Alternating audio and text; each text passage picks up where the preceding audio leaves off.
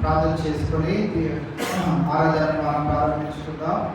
November మాసంలోని 4వ పరిశుద్ధ దినంలోనికి దేవుడు మనలందరినీ సజీవ రీతిలో ప్రవేశింపజేసిన విధానాన్ని బట్టి కృతజ్ఞతాపూర్వకంగా ప్రార్థనాపూర్వకంగా నేటి ఆరాధనను మనం ప్రారంభించుకుందాం. దయచేసి కళ్ళు మూసుకుందాం, తలలు ఉంచుదాం, ప్రార్థన ఏకీభవిద్దాం.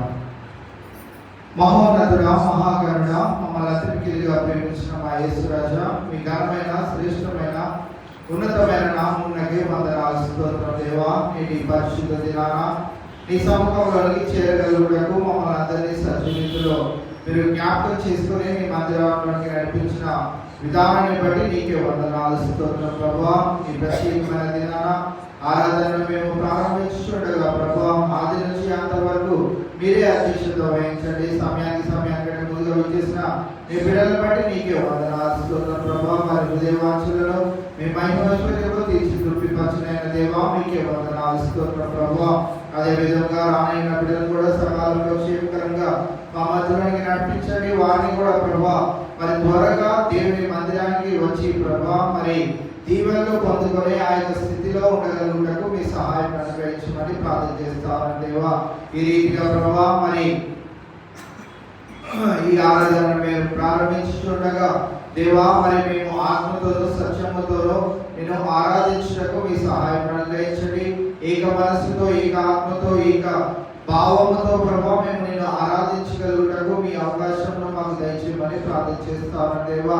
ఇది గొప్ప శ్రేష్టమైనటువంటి ధన్యతలు ఇవాళ మాకు అనుగ్రహించిన విధానాన్ని బట్టి నీకే వందనాలు స్తోత్రం తెలియజేసుకుంటూ సమస్త ఆరాధన నీకు మహిమకరముగా నీకు ఇంపైన పరిమళ సువాసనగా జరపబడినట్లు మీ సహాయం అనుగ్రహించమని, మీ సన్నిధి మీ ప్రసన్నత మీ వెలుగు మధ్యన మమ్మల్ని భద్రపరచుకోమని ప్రార్థన ప్రభు యేసు నామములో అడిగి వేడుకుంటున్నాం మా తండ్రి.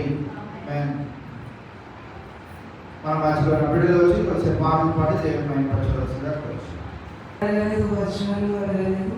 అనే పాట పాడుకుని ఆరాధిద్దామండి. బంగారం అడగలేదు, వజ్రాలు అడగలేదు, హృదయాన్ని అడిగాలయ్యా. ఆస్తులను అడగలేదు, అంతస్తులను అడగలేదు, హృదయాన్ని అడిగాలయ్యా. బంగారం అడగలేదు, వజ్రాలు అడగలేదు, హృదయాన్ని అడిగాలయ్యా. ఆస్తులను అడగలేదు, అంతస్తులను అడగలేదు, హృదయాన్ని అడిగావయ్యా. నన్ను శూరను చేసావయ్యా, ఈ లోకానికి ఇచ్చావయ్యా. నిన్నటికి రాలేనని నా కోసం వచ్చావయ్యా. నన్ను శూరను చేసావయ్యా, ఈ లోకానికి ఇచ్చావయ్యా. నిన్నటికి రాలేనని నా కోసం వచ్చావయ్యా. నా యేసయ్యా, నా యేసయ్యా, నా యేసయ్యా, నా యేసయ్యా. పాపాన్ని తొలగించి శాపాన్ని విడిచేయ భూలోకమచ్చాడయ్యా. మానవుని రక్షించి పరలోకం చేర్చి సిలువను మోసాడయ్యా. పాపాన్ని తొలగించి శాపాన్ని విడిచేయ భూలోకమచ్చాడయ్యా.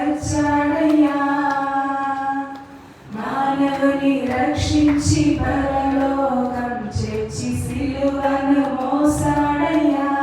కన్నీటిని తుడిచాడయ్యా, సంతోషం పంచాడయ్యా.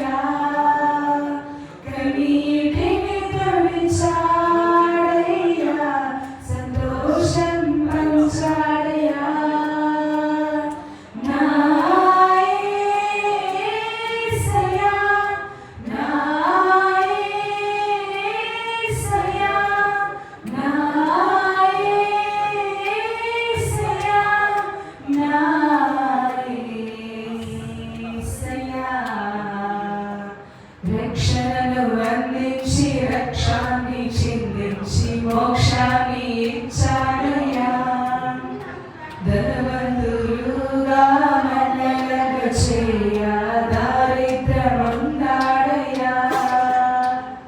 రక్షణను అందించి రక్తాన్ని చిందించి మోక్షాన్ని ఇచ్చాడయ్యా ధనవంతులుగా మనలను చేయ దారిద్రముందాడయ్యా కన్నీటిని తుడిచాడయ్యా సంతోషం పంచాడయ్యా కన్నీటిని తుడిచాడయ్యా సంతోషం పంచాడయ్యా నా యేసయ్యా నా యేసయ్యా నా యేసయ్యా నా యేసయ్యా బంగారం అడగలేదు వచ్చాలు అడగలేదు హృదయాన్ని అడిగావయ్యా ఆస్తులను అడగలేదు అంతస్తులు అడగలేదు హృదయాన్ని అడిగావయ్యా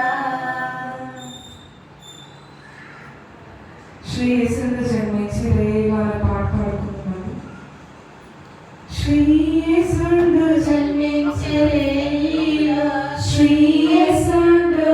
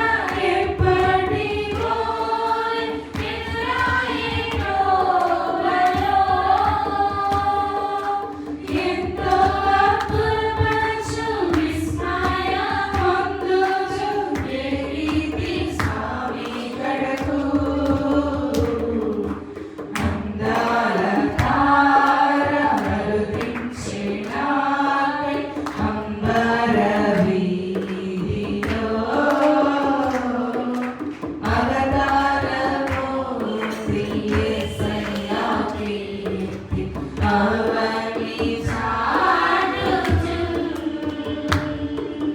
ప్రభు జన్మ స్థలము పాతాళే గాని పరలోక సౌధమే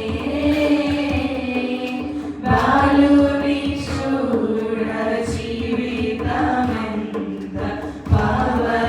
పవనమాయెను ప్రభు పాద పూజ వినెనక ప్రసరించే పుణ్యము బ్రతుకే మందిరమాయె అర్పణనే సిరులాయె కలిగించే ప్రార్థన మందారతార అరుదించే రాగై అంబర వీధిలో అవతారమూర్తి యేసయ్య కీర్తి అవని చాటుచు. అందరు లేచి నిలబడినట్లయితే హల్లెలూయా స్తుతి మహిమ అనే పాట పాడుకుందాం. హల్లెలూయా స్తుతి మహిమ ఎల్లప్పుడూ దేవునికి చెడము. హల్లెలూయా స్తుతి మహిమ ఎల్లప్పుడూ దేవునికి చెడము. ఆహా హల్లెలూయా హల్లెలూయా హల్లెలూయా ఆహా హల్లెలూయా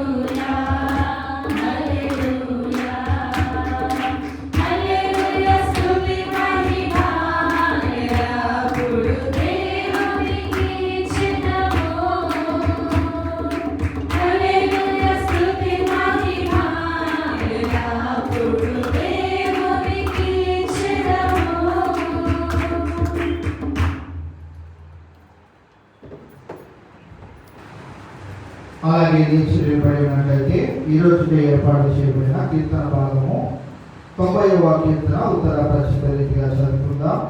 ప్రేరేపించబడిన వారు ముందుకు వచ్చి మొదటి వచనం చదవగలిగినట్లయితే తర్వాత వచనము సంగమంతయు ఏకీభవించి చదువుకుందాం. 90వ మోషే రాసిన కీర్తన.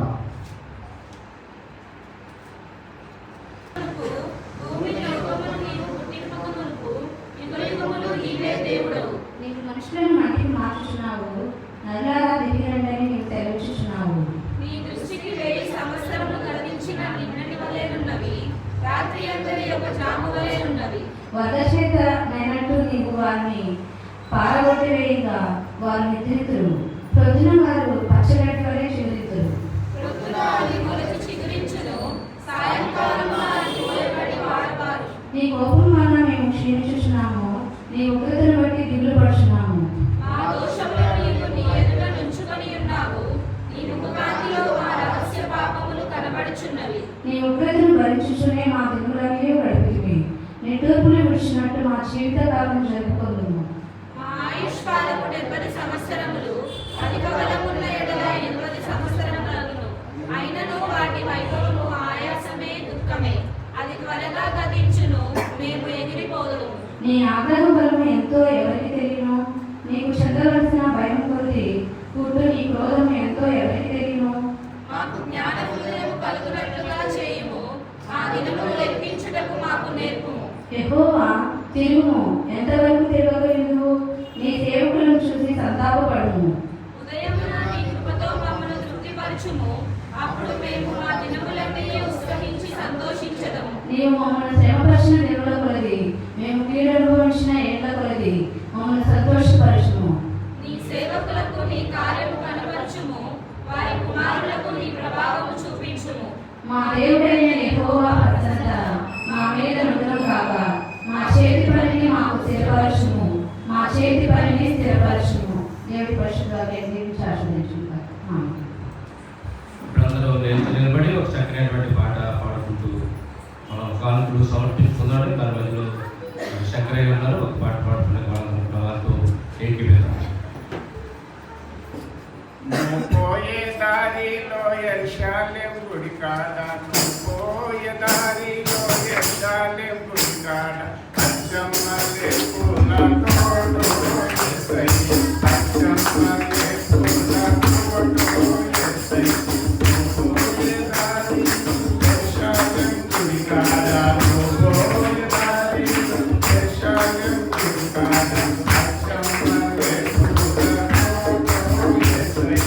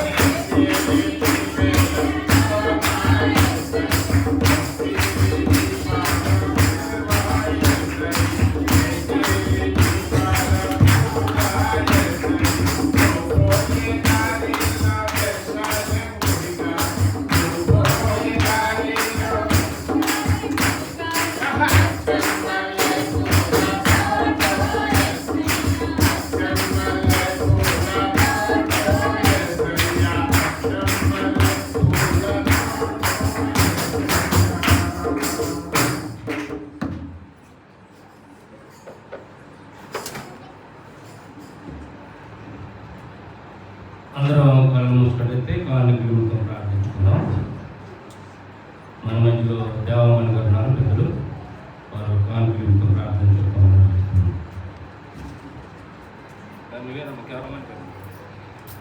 ప్రభా ప్రేమగల తండ్రి, పరిశుద్ధుడ పరలోక తండ్రి, సర్వలోకములకు సృష్టికర్తమైన నా తండ్రి, నీ నామమునకు స్తోత్రములు నాయన. ప్రభా ఈ అవకాశం ఇచ్చినందుకు నీకు వందనాలు చెల్లించుకొంచున్నాను. ప్రభా గత 10 నెలలు కాచి కాపాడి ప్రభా 11 నెలలో ప్రభా 23వ దినం వరకు మమ్మల్ని కాచి కాపాడి సజీవ లెక్కలో ఉంచి ప్రభా నీ భాగస్వామికి నడిపించినందుకు నీకు వందనాలు చెల్లించుకొంచున్నాను తండ్రి. ఆత్మీయ తల్లిని తండ్రి మరి మంచి ఆరోగ్యంతో ఉంచి కాచి కాపాడుచున్నందుకు నీకు వందనాలు చెల్లించుకొంచున్నాను నాయన. పాసులను వేయించుతున్నందుకు నీకు వందనాలు చెల్లించుకొంచున్నాను తండ్రి. ప్రభా మా కుటుంబాలు నన్ను నా కుటుంబం ప్రభా నా సంఘ కుటుంబ బిడ్డలందరినీ కాచి కాపాడుచున్నారు నాయన. ఎన్నో మేలు చేయుచున్నావు నాయన, నీకు వందనాలు ప్రభా. ఆర్థిక ఇబ్బందులు తీర్చుచున్నావు తండ్రి, మేలు చేయుచున్నావు తండ్రి, నడిపించుచున్నావు తండ్రి, నీకు వందనాలు తండ్రి. ఏమి ఇచ్చినా నీకు రుణం తీర్చుకోలేము మా తండ్రి, నీకు వందనాలు ప్రభా. నీకు తండ్రి మేము వేయించిన తండ్రి చందలను దీవించి ఆశీర్వదించి తండ్రి నీ 30 50 100 బిడ్డలకి ఇంకా రెట్టింపుగా అనుగ్రహించమని మిమ్మల్ని వేడుకొంచున్నాం ఆయన. ఇచ్చిన ప్రార్థనలో తప్పులున్న దయతో క్షమించగలరని పాదముల మీద పడి మిక్కిలి వినందు బ్రతిమలాడి ప్రభా అతి త్వరలో రానున్నాను జరిగినండి ఈ స్నామం నడిగి నేను వేడుకొంచున్నాను నా తండ్రి. అందరూ కూర్చొని మనం చేస్తా ఉన్నాం. ఇప్పుడు వారపు ప్రకటన గమనించమండి. మరి పాస్టర్ గారు ప్రకటన చదివిపిస్తారు, అందరూ కూడా శ్రద్ధగా వినాలని మనవి.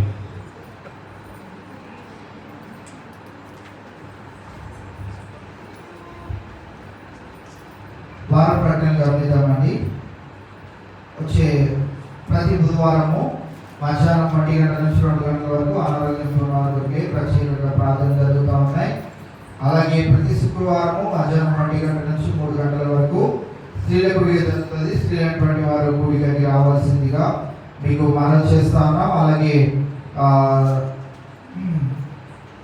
శుక్రవారము సాయంకాలము మరి మహేష్ లక్ష్మి గారి యొక్క గృహం యందు 7 వారాల ప్రార్థన జరుగుతూ ఉన్నాయి. మరి 6వ వారపు ప్రార్థనలోకి మనం ప్రవేశిస్తూ ఉన్నాయి కనుక ఆసక్తి కలిగిన వారు మరి 7-7:30 చర్చకి రాగలిగినట్లయితే మరి వెళ్ళి అక్కడ వారి గృహంలో యందు జరగవలసిన ప్రార్థన జరిగించి రావడం జరుగుతుంది కనుక గమనించాల్సిందిగా మనం చేస్తూ ఉన్నాం. అలాగే మరి ఈ వారంలో మరి మమ్మీ పెద్దమ్మ మా పెద్దమ్మ ఇద్దరు చిన్నాటి బేబాని అవడం. సో వారందరూ కలిసి కదిరి అనే ప్రాంతానికి వారు వెళ్తా ఉన్నారు. మరి వారి ప్రయాణంలో దేవుడు కాపుదలు ఇచ్చినట్టుగా 27వ తారీఖు సాయంత్రం వెళ్తా ఉన్నారు బస్ ప్రయాణంలో. తిరిగి 28వ తారీఖు సాయంకాలము ట్రైన్ జర్నీలో రిటర్న్ అవుతున్నారు. సో వీరి ప్రయాణాల్లో దేవుడు కాపుదలను అనుగ్రహించినట్టుగా వీరి కొరకు ప్రార్థన చేయవలసిందిగా మనం చేస్తా ఉన్నాం. అలాగే 29వ తారీఖు ఈ నెలపు ఫాస్టింగ్ ప్రేయర్ని ఉదయకాలము 10 గంటల నుంచి మధ్యాహ్నం 3 గంటల వరకు మన మందిరంలో జరగనున్నది. కావున 29వ తారీఖున శనివారము ఉదయం 10 గంటల నుంచి మధ్యాహ్నం 3 గంటల వరకు ఉపవాస ప్రార్థన మన మందిరంలో జరుగుతుంది. నవంబర్ నెలలోని ఉపవాస ప్రార్థన దినాన్ని మీరు అందరూ జ్ఞాపకం ఉంచుకోవాల్సిందిగా మీకు మనం చేస్తా ఉన్నాం. అలాగే ఈ దినాన మరి మహేష్ లక్ష్మి గారి యొక్క పెద్ద కుమారుడు ప్రవీణ్ శ్రీజ మరి వారిని దేవుడు జ్ఞాపకం చేసుకొని మరి యొక్క వివాహ వార్షికోత్సవాన్ని వారి జీవితాల్లో అనుగ్రహించున్నాడు. అందరిని బట్టి దేవాలయ దేవునికి వందనాలు. అయితే వచ్చే శనివారము సాయంకాలము వారిని ప్రేమించిన కుమార్తె ఆలాపన తన ఫస్ట్ బర్త్డే వారి గృహము గాజగామారం దగ్గర జరగనున్నది.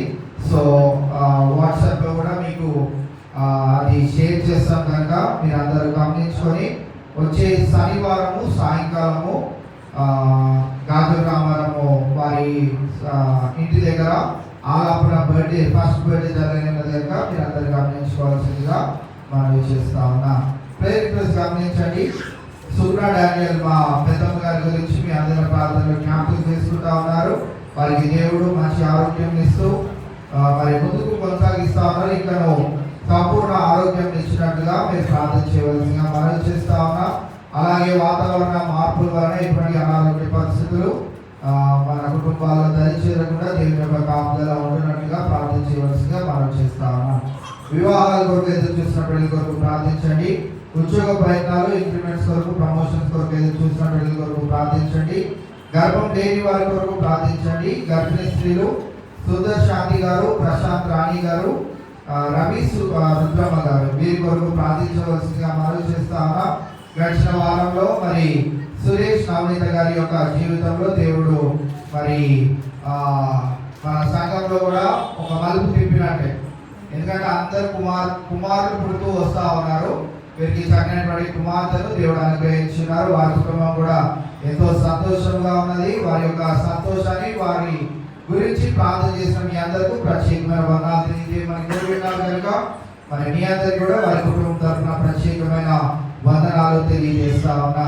అలాగే మరి ఈ సంవత్సరము చివరి నెలలోకి మనం వచ్చేస్తా ఉన్నాం, వారాల్లోకి వస్తా ఉన్నాం. కావున మీ మెంబర్షిప్ కానీ హార్వెస్ట్ అమౌంట్ కానీ మీరు క్లియర్ చేసుకోవాల్సిందిగా మీకు మనవి చేస్తా ఉన్నా. గడిచిన ఆదివారము దేవుడు అద్భుత రీతిగా, ఘనమైన రీతిగా హార్వెస్ట్ ఫెస్టివల్ ని జరిగించాడు. అందుని బట్టి దేవాది దేవునికి వందనాలు తెలియజేసుకుంటా ఉన్నా. మీ పార్టిసిపేషన్ ఎంతో అమూల్యమైనది. గడిచిన వారం కూడా చెప్పాను నేను.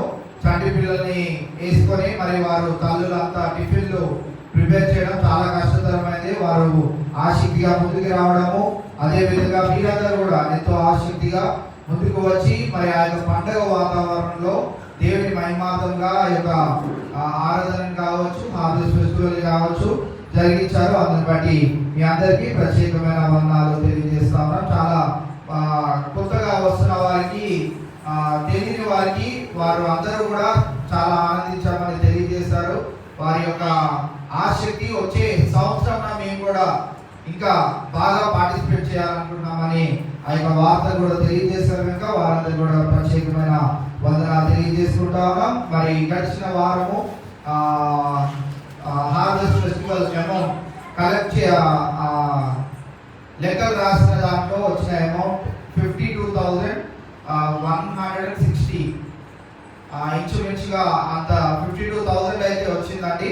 దానికి మరి జయశ్రీ గారు వారి యొక్క కుటుంబం కూడా ప్రేమించి ఒక 10,000 రూపాయల కానుక అందజేయడం జరిగింది. కావున దేవుడు తన మహాకృపను బట్టి మరి పార్టిసిపేట్ చేసిన వారికి, మరి స్టాల్స్ పెట్టిన వారికి, మరి ఐటమ్స్ తీసుకొచ్చిన వారికి అందరికీ ప్రత్యేకమైన వందనాలు తెలియజేస్తూ ఇదే రీతిగా మనం అందరము ముందుకు కొనసాగునట్టు దేవుని యొక్క సత్య సువార్తను కూడా మనం అందరం చాటి చెప్పేవారిగా ఉండడానికి దేవుడు సహాయం అనుగ్రహించును గాక. మరి ఆ వచ్చిన హార్వెస్ట్ ఏమోతో మరి కొన్ని విండోస్ మనకి క్లాసెస్ లేవండి. సో ఆ క్లాసెస్ కూడా వేయించడం జరిగింది. లోపలికి పిల్లి ఒకటి అలవాటు అయిపోయింది, అది మన పిల్లల్ని కూడా పెట్టింది. సో అలవాటు అయిపోయి లోపలికి వచ్చి కొంచెం పాడు చేస్తూ ఉంది సంఘాన్ని, సోఫాన్ని కూడా పాడు చేస్తూ ఉంది కనుక వాటన్నిటిని క్లోజ్ చేసే ఆలోచనలో ఉండి మరి వాటిని క్లోజ్ చేయడం జరిగింది.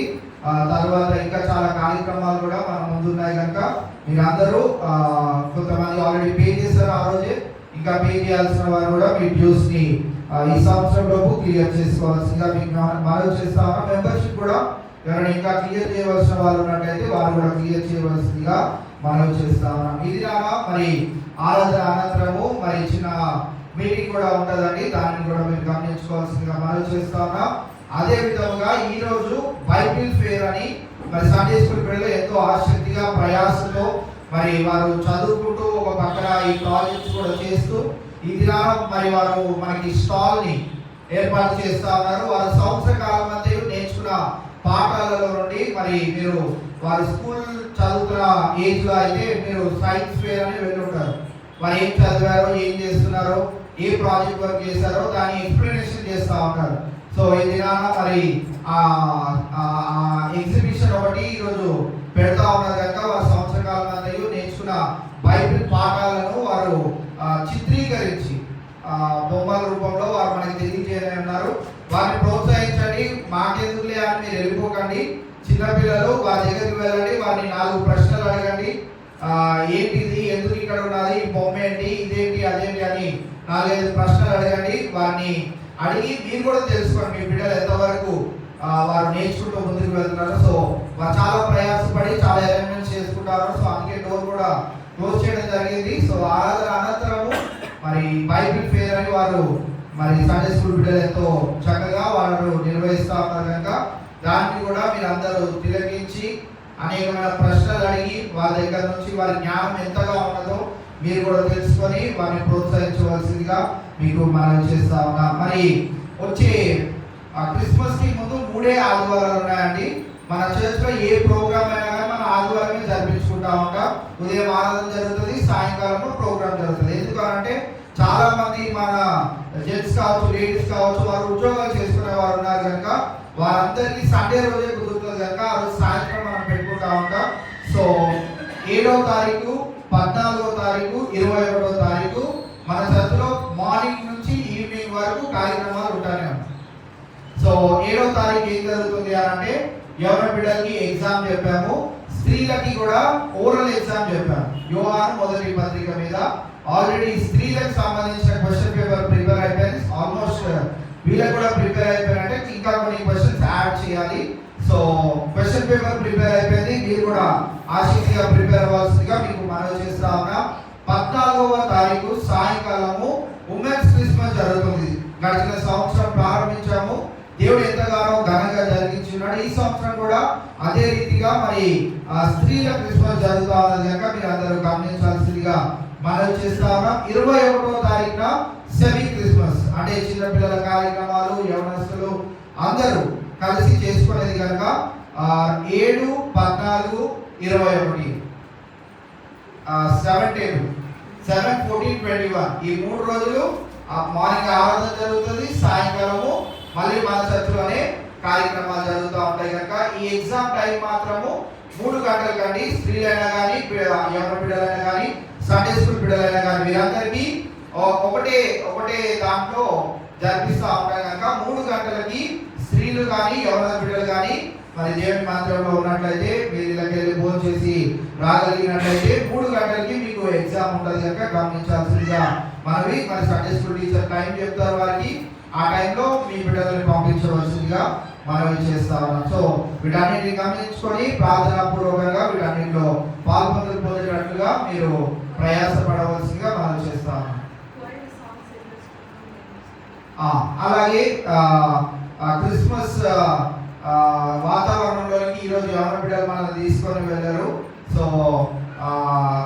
అందరూ కలిసి పాడాలనే ఒక ఆశ కూడా ఉన్నది కనుక మరి బాయ్స్ కానీ గర్ల్స్ కానీ అందరు కలిసి పాడితే ఇంకా బాగుంటుందనే ఆశ ఉన్నది కనుక సో మీరు ఎవరైనా ఒక కొత్త పాటతో లేకపోతే క్రిస్మస్ క్యారల్తో కనుక వచ్చినట్లయితే మరి వాటిని అందరం కలిసి ప్రాక్టీస్ చేసి దాన్ని మనం అందరం కలిసి ఒకవేళ కొత్త సాంగ్ అయితే అందరికి నేర్పిద్దాం, పాత సాంగ్ అయితే అందరం కలిసి దేవుని ఆరాధించడానికి మంచి తరుణం కనుక సో మీరందరూ మీ పార్టిసిపేషన్ని మాకు అందజేయవలసిందిగా మీకు మనవి చేస్తా ఉన్నాం. ఇంకేమైనా ప్రార్థనాంశాలు ఉన్నట్లయితే తెలియజేస్తే వాటి కొరకు కూడా ప్రార్థించడం జరుగుతుంది. Thank you.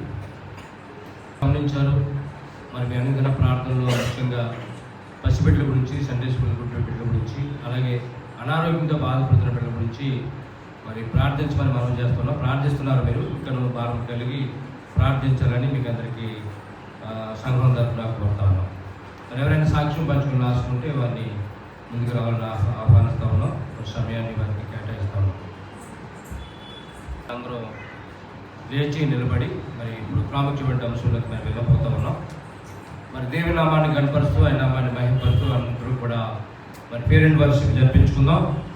ఏక మనసుతో ఏకాత్మతో దేవుని నామాన్ని కనపడతాం. మరి దేవుడు మన మధ్యలోకి ప్రత్యక్షమై చక్కనటువంటి వర్తమానాన్ని అందించలాగిన మన మధ్యలో మరి జాన్ మోరీ గారు ఉన్నారు. వారిని బలపరచలాగిన మనందరం కూడా ఏక మనసుతో ఏకాత్మతో వర్షిప్ చేయడం జరిపిందాం. మన మధ్యలో మరి ప్రసన్న గారు ఉన్నారు, వారి టీం ఉన్నది కాబట్టి వారి ముందుకు వచ్చి వారిని జరిపించవలసిందిగా మనం చేస్తూ ప్రభు చిత్తం చెప్పిన జాన్ మోరీ గారికి సమయాన్ని అందజేస్తా ఉన్నాం. అందరం కళ్ళు మూసుకుని దేవుని ఆరాధిద్దామండి. మన ఆత్మతో సత్యంతో దేవుని ఆరాధిస్తే ఆయన మా అక్కర్లను తీరుస్తారు. ఆయనకి మొరపెడదాము అందరం కలిసి. సో పీస్ఫుల్గా అన్నీ మర్చిపోయి కాసేపు అన్నీ వదిలేసి దేవుని ఆరాధిద్దామండి. మనందరికీ వచ్చిన పాట మహిమగంతకు అర్హుడవు అనే పాట పాడి దేవుని ఆరాధిద్దాం.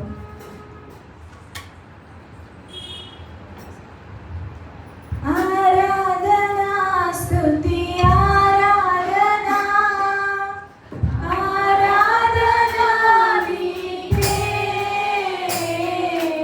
ఆరాధనా స్తుతి ఆరాధనా ఆరాధనా నీకే ఆరాధనా నీకే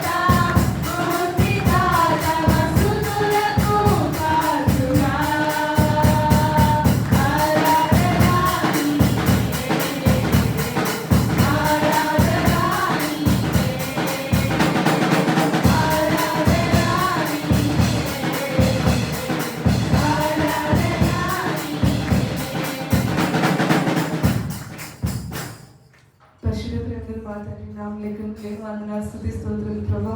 గత పరిశుద్ధాత్వారం నుంచి పరిశుద్ధాత్వారం వరకు నన్ను నా సంఘాన్ని ఎంతగానో కాచి దాచి కాపాడిన రీతిని బట్టి విధానం బట్టి నీకు వందనాలు చెల్లించుకుంటున్నాం ప్రభా.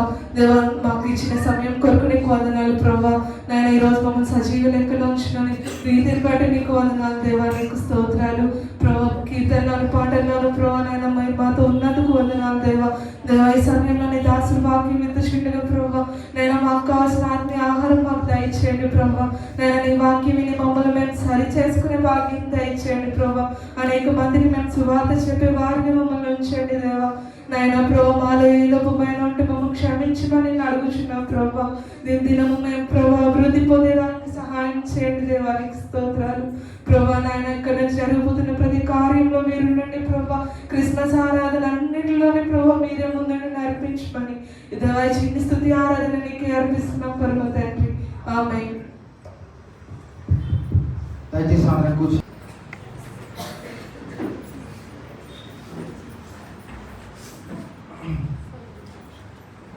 యోహాను 2వ పత్రికలోని 9వ వచనం నుండి 11వ వచనం వరకు ఈ దినాన మనము ధ్యానించుకున్న యోహాను 2వ పత్రిక 9వ వచనం నుండి 11వ వచనం. క్రీస్తు బోధయందు నిలిచి ఉండక దానిని విడిచి ముందునకు కొనసాగు ప్రతివాడును దేవునిని అంగీకరింపని వాడు ఆ బోధయందు నిలిచియుండువాడు తండ్రిని కుమారుని అంగీకరించువాడు. ఎవడైనను ఈ బోధను తేక నీ యొద్దకు వచ్చిన ఎడల వానిని నీ ఇంట చేర్చుకొనవద్దు. శుభమని వానితో చెప్పనవద్దు. శుభమని వానితో చెప్పువాడు వాని దుష్క్రియలలో పాలివాడగును. ఇవాళ యోహాను 2వ పత్రికలోని ప్రాముఖ్యంగా 7వ వచనం నుండి 11వ వచనం వరకు ఈ అబద్ధ బోధకుల నుంచి గురించి తెలియజేస్తూ అనేకమైన విషయాలను బోధించడం మనం చూస్తా ఉన్నాం. 9వ వచనాన్ని మనం చూసినట్లయితే క్రీస్తు బోధయందు నిలిచి ఉండక దానిని విడిచి ముందునకు కొనసాగు ప్రతివాడును. 2 పదాలను ఇక్కడ వాడుతా ఉన్నాడు.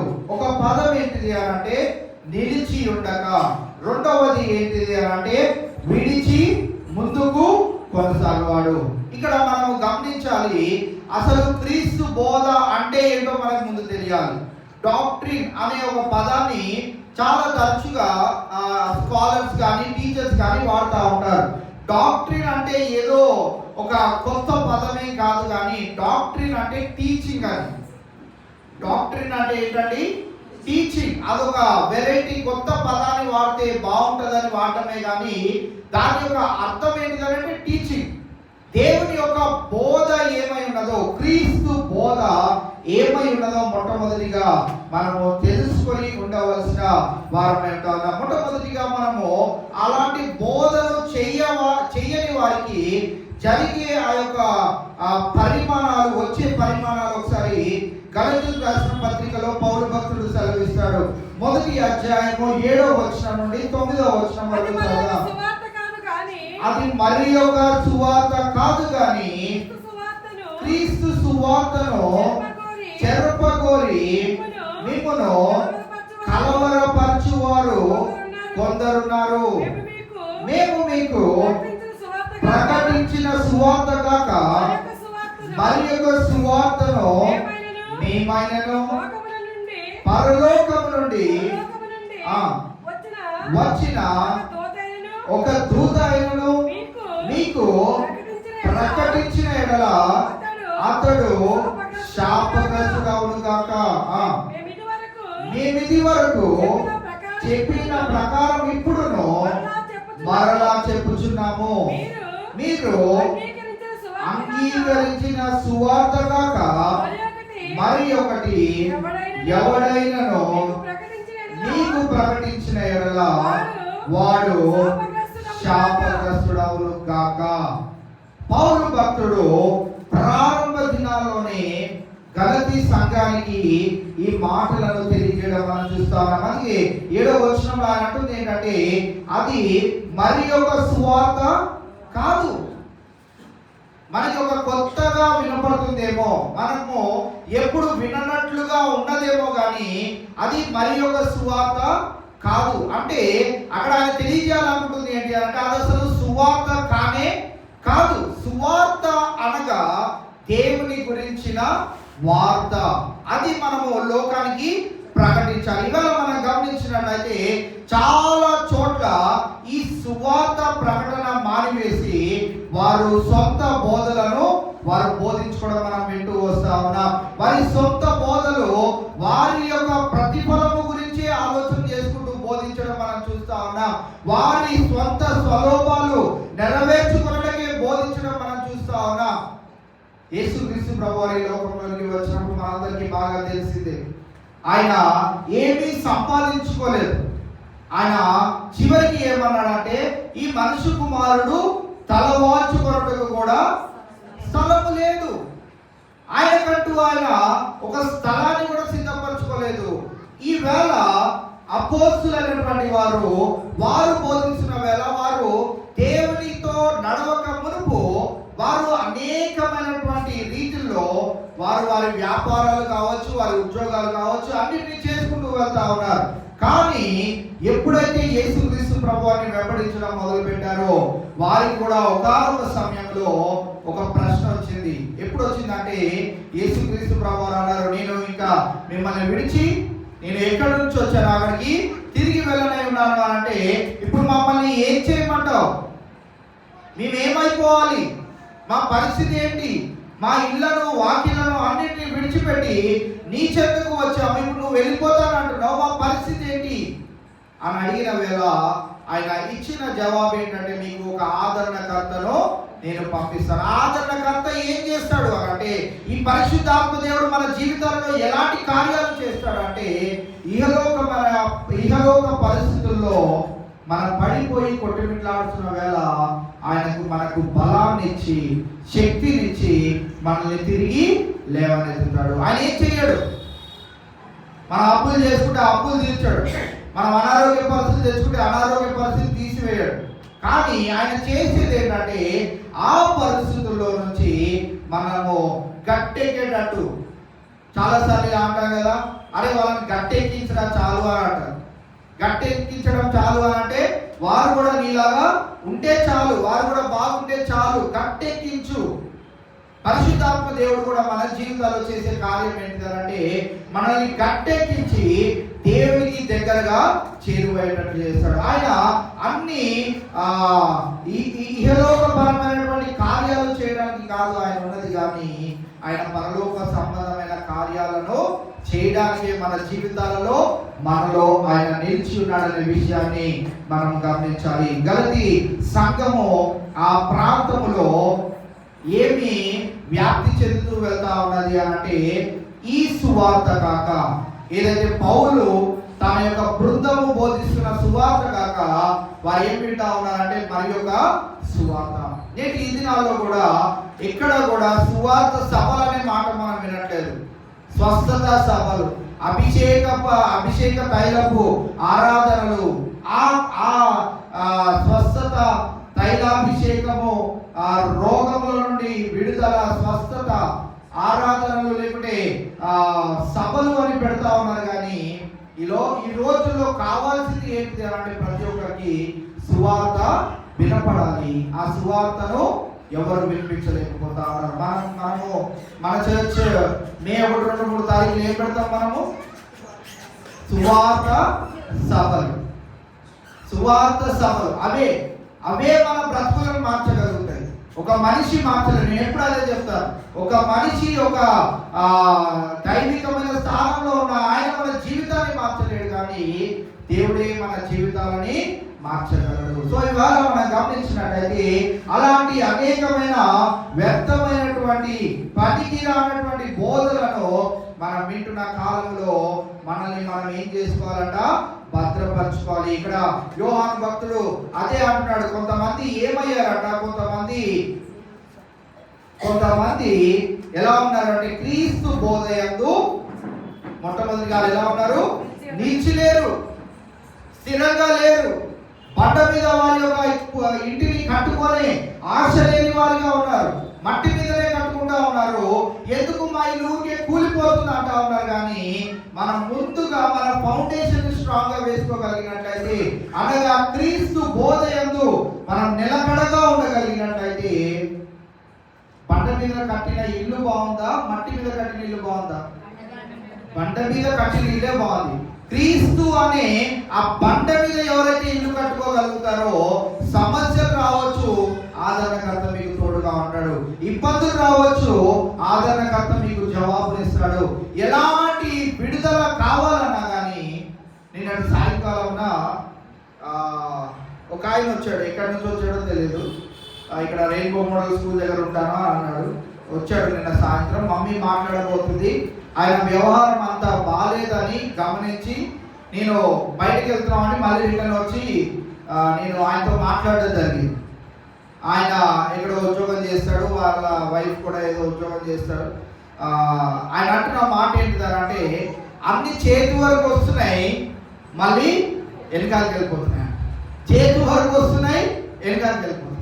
లోకము ఈ పదాలను మాట్లాడుతున్నప్పుడు మనం చాలా జాగ్రత్తగా గమనించాలి. మన జీవితాల్లో కూడా చాలా సమయాల్లో చేతి వరకు వచ్చినట్టు వచ్చి పోతున్న క్షణాలు మనం చూస్తూ ఉంటాం. అలాంటప్పుడు లోకము ఏం కోరుతుంది అంటే, ఆయన కూడా చెప్పారంట, పలానా చోట చర్చ ఉంది, అక్కడికి వెళ్ళి ప్రార్థన చేస్తారని. వచ్చాడు, ప్రార్థన చేయించుకున్నాడు. ఆయన కళ్ళు మూసుకోవాలని తెలియదు, ఆమెనని చెప్పాలని తెలియదు, ఏది తెలియదు. ఆయన వచ్చాడు. ఆయన పరిస్థితి అర్థమయ్యి ఆయన అంటున్నాడు, నేను ఉద్యోగం చేసుకుంటే, నేను కుదురుగా నా ఉద్యోగం చేసుకుంటుంటే కూడా అందరూ వచ్చి నా మీద పడుతున్నారా అంటున్నాడు. ఏదైనా కానీ చేతి వరకు వస్తున్నట్టు వస్తుంది, మళ్ళీ వెనకాలకి లాగేస్తున్నట్టు వెళ్ళిపోతుంది. మా ఇంట్లో ఏది బాలేదు అనే విషయాన్ని ఆయన చెప్తున్నప్పుడు మనము గమనించాలి. మన జీవితాల్లో కూడా చాలా సమయాల్లో, అరే ఏంటి నా లైఫ్ ఇలా ఉండిపోయింది, యేసుక్రీస్తు ప్రభువుని నమ్ముకుంటే ఏదో బాగుంటుంది అన్నారు కదా, ఇలా ఉండిపోయింది ఏంటి అని ఆ సందిగ్ధంలో మనం ఉండడానికి లేనే లేదు.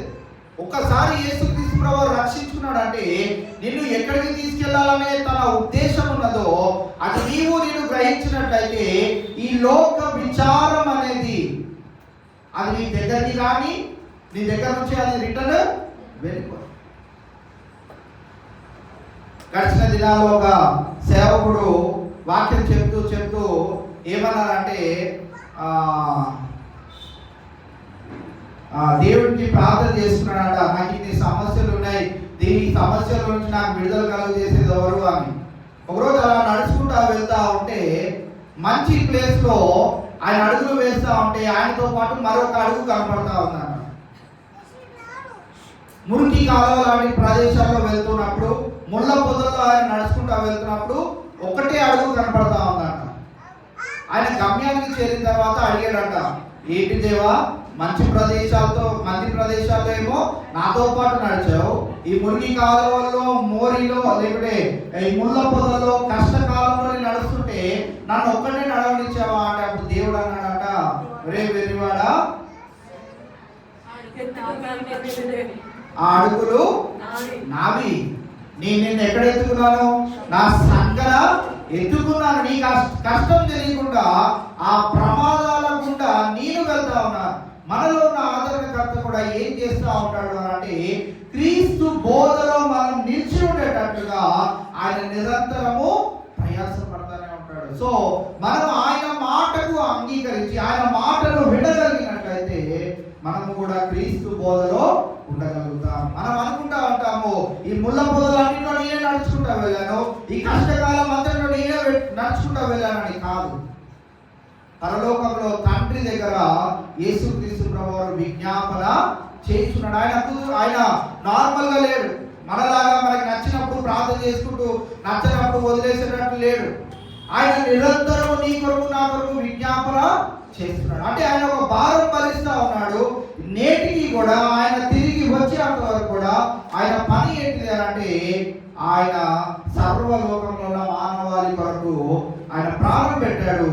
ఇప్పుడు తండ్రి కుడి పార్శ్వన ఉండి ఆయన ఏం చేస్తున్నాడు అంటే నీ కొరకు నా కొరకు విజ్ఞాపన చేస్తున్నాడు. ఆయన నిన్ను నన్ను బలపరచడానికి నీలో నాలో ఒక పరిశుద్ధాత్ముని పెట్టాడు. ఆయన సాధారణమైనటువంటి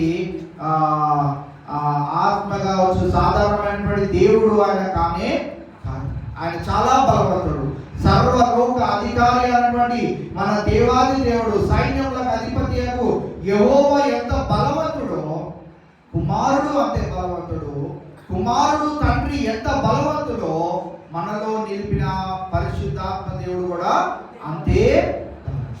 ఇవాళ మనము ఆయన కనిపించట్లేదు కదా అని మనం ఆయన తృణీకరించడానికి లేనే లేదు. ఇవాళ ఆయనను ఎంత బాగా మనం వాడుకుంటే అంత నిశ్చయంగా తండ్రి కుడి పార్శ్వన మనం కూడా ఉండే ధన్యతను ఆయన మనం చేకూరుస్తాడు. ఇవాళ యోహాను తెలియజేయాలనుకున్న మాట ఏంటిదంటే మనము క్రీస్తు బోధ కాక ఇంకా ఏది అనుసరించినా, ఏది వినాలనుకున్నా, ఏది పాటించినా మనం ఏమవుతామంట 8-9 వచనాలు కలిపి ఏమంటున్నాడు, మనము శాపగ్రస్తులం అవుతాం. అలాగా బోధించే వాళ్ళు శాపగ్రస్తులే, వారిని విని అనుసరించి అలాగా నడుచుకునే వారు కూడా శాపగ్రస్తులే. నేడు ఈ దినాన ఇలాంటి బోధ చేసేవారు చాలా మంది ఉంటే వారిని వెంబడించేవారు వేలల్లో ఉన్నారు. కొన్ని సంఘాలలో లక్షల కొలది ఉన్నారు. సో వారందరూ మనం అనకూడదు కానీ రక్షింపబడ్డారే కానీ అబద్ధ బోధన వింటా ఉన్నారు. క్రీస్తు బోధ కాక మరి ఒక బోధన వింటా ఉన్నారు కనుక వారందరూ కూడా శాపగ్రస్తులు అవుతారు అనే విషయాన్ని బైబిల్ గ్రంథం తెలియజేస్తా ఉంది. అవి నా మాటలు కాదు, నేను ఒకరిని ఉద్దేశించి మాట్లాడట్లేదు, కానీ బైబిల్ గ్రంథము స్పష్టంగా తెలియజేస్తున్న విషయాన్ని మనందరము తెలుసుకొని మనమైనా జాగ్రత్త పడేవారిగా మనం ఉండాలి అనే విషయాన్ని మీకు జ్ఞాపకం చేస్తా ఉన్నాను. సామెతల గ్రంథం 30వ అధ్యాయము 6వ వచనంలో 6వ వచనం మనం గమనించినట్లయితే, సామెతల గ్రంథం 30వ అధ్యాయం 6వ వచనం, ఆయన మాటలతో ఏమీ చేర్చకము, ఆయన నిన్ను గద్దించునేమో, అప్పుడు నీవు అబద్ధికుడు అవుదువు. ఇక్కడ ఏం చేయకూడదంట, దేవుని మాటలలో మనం ఏది చేర్చకూడదు. ఉన్నది ఉన్నట్టుగానే బోధించాలి. ఎదుటి వ్యక్తికి అది బాధకరంగా ఉన్నా, ఎదుటి వ్యక్తికి అది ఆయాసకరంగా ఉన్నా, ఎదుటి వ్యక్తిని అది కృంగదీస్తున్నా కానీ అది దేవుని మాట కనుక నీకు ఇచ్చిన అవకాశంలో నీవు మాటను ఒకటి కలపడం కానీ ఒకటి చెరపడం కానీ చేయకూడదు. ఆయన మాటలతో ఏమీ ప్రకటన గ్రంథంలో కూడా చివరి 22వ అధ్యాయంలో కూడా ఆ మాటలను మనం చూస్తూ ఉంటాం. ఆ జీవ గ్రంథమందు ఏది మనము యాడ్ చేయడానికి లేదు, ఏది మనము తీసివేయడానికి లేదు. దేవుడు భయంకరుడు అనే ఆ కీర్తన నేను చదవనండి. 90వ కీర్తన పదే పదే చెప్తూ వెళ్తా ఉన్నారు మాస్టర్ గారు. చావు జరిగినప్పుడు ఆ కీర్తన ఎక్కువగా చదువుతా ఉంటారు అని. 90వ కీర్తన 91 అయితే నేను చదువుతానండి. ఆయన రెక్కల చాటున నన్ను భద్రం, రెక్కల చాటుని ఎంతవరకు భద్రపరుస్తాడు అంటే 90వ కీర్తనలో చదివితే 70 సంవత్సరాల వరకే భద్రపరుస్తాడు. అధిక బలం ఉన్న ఎడల 80 సంవత్సరాల వరకే నీ రెక్కల చాటున భద్రపరుస్తాడు.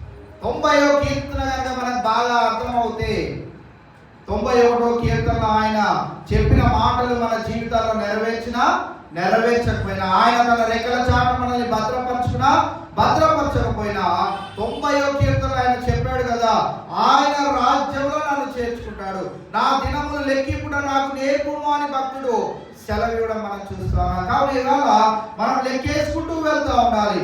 మన జీవిత ప్రయాణంలో ఎంత విశ్వాసంలో మనం ముందుకు వెళ్తా ఉన్నాం, ఎంత స్థిరముగా మనం క్రీస్తు బోధ వైపు ఆకర్షితులు అవుతా ఉన్నాం. ఆ క్రీస్తు బోధ మీద మన ఇంటిని కట్టుకుంటూ మనము బలము పొందుకుంటా ఉన్నాం అనే విషయాన్ని మనం గమనిస్తూ ముందుకు వెళ్ళాలి.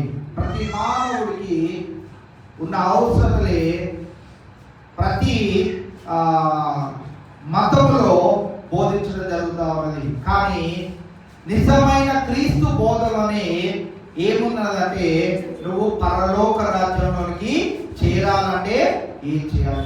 మనం ఒకవేళ ఇది మతము అని అందరూ డిక్లేర్ చేశారు కనుక ఒకవేళ మతము అని అనుకుంటే మన మతంలో కూడా చాలా మంది ఏమని బోధిస్తున్నారంటే నీవు ఆశీర్వాదాలు పొందుకోవడం అంటే ఇది చెయ్యాలి, నీకు స్వస్థత కావాలంటే మా నూనె డబ్బాలు వాడాలి, మా కర్చీఫ్లు నెత్తికి కట్టుకోవాలి, లేకపోతే కాళ్ళకు కట్టుకోవాలి, చేతులు కట్టుకోవాలి, అక్కడ చేసుకోవాలి, ఇక్కడ చేసుకోవాలని నానా విధాలుగా వారు బోధిస్తా ఉన్నారు. నేటికి కూడా చాలా ప్రాంతాల్లో జరుగుతుంది ఏంటి అంటే నీ ఇంటిలో ఏదైనా శుభకార్యం జరిగిందా నీవు అది చేయాలి, నీ ఇంట్లో ఏదైనా జరిగిందా నువ్వు ఇది చేయాలి అనే బోధ నేటికి కూడా మనము వింటా ఉన్నాం.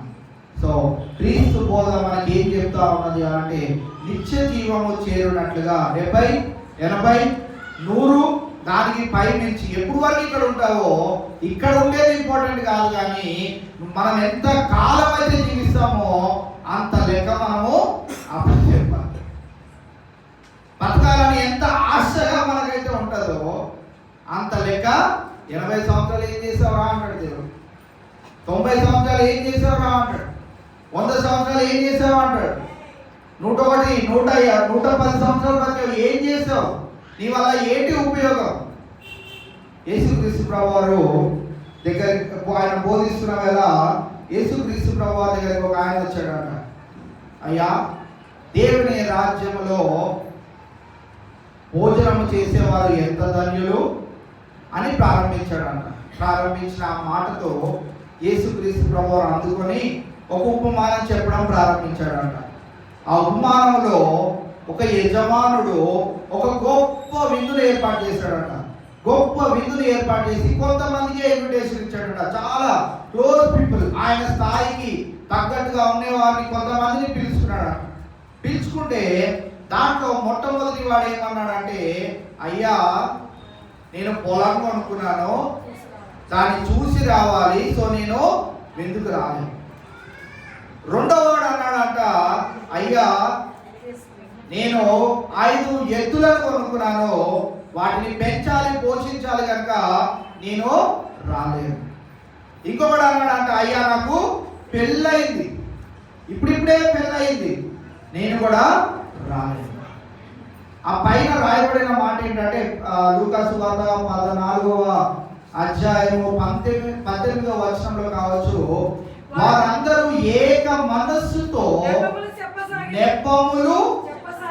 నెపములు చెప్పసాగి.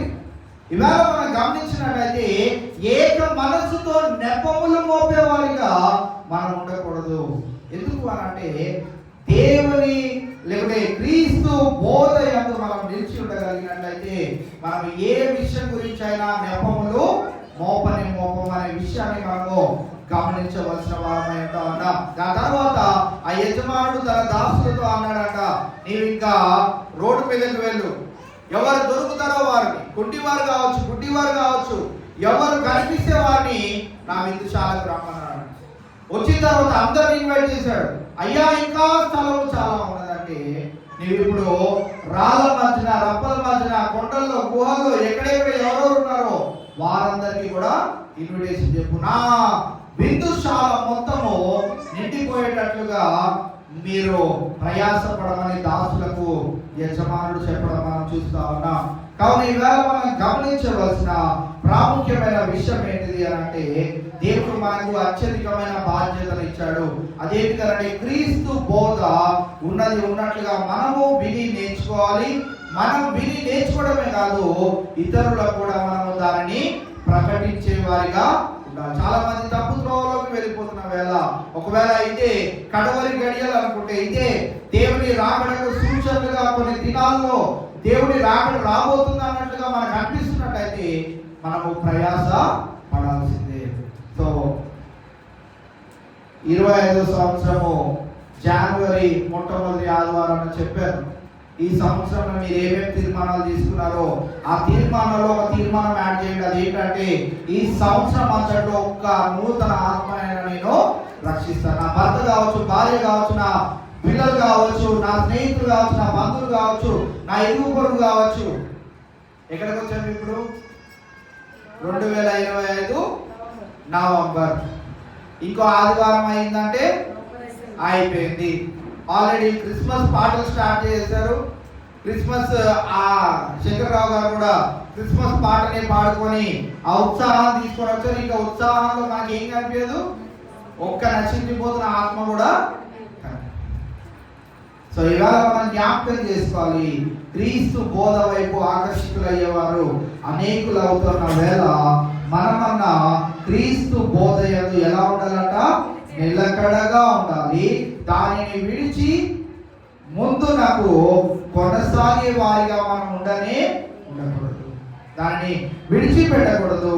దాని యందు నిలిచి ఉండే ప్రయత్నాన్ని మనము చేయాలి. ఇక్కడ విడిచి ముందుకు కొనసాగు ప్రతి వాడును ఎవరంట? దేవునిని అంగీకరింపని వాడు.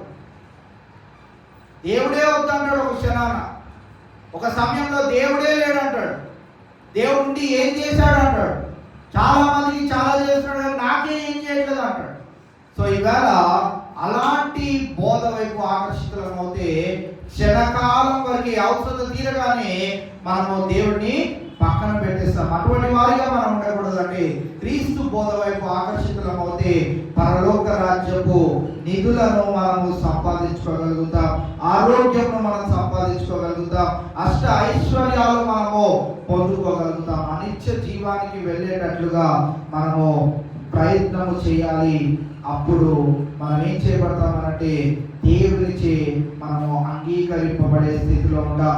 బైబిల్ గ్రంథంలో చాలా రకరకాల బోధనలు మనము వింటూ వస్తూ ఉంటాం. పరిసయ్యులు, శాస్త్రులు, పరిసయ్యులు, సద్దుకయ్యులు వారి యొక్క బోధన విధానం కూడా మనం చూసినట్లయితే పరిసయ్యులు ఏమని విశ్వసిస్తారంటే పునరుద్ధానం ఉన్నది, దాని తర్వాత నిత్య జీవం కూడా ఉన్నది అని వారు ఆలోచన చేస్తారు. కానీ అది యేసుక్రీస్తు ప్రభువారి ద్వారా వచ్చిందని నమ్మరు.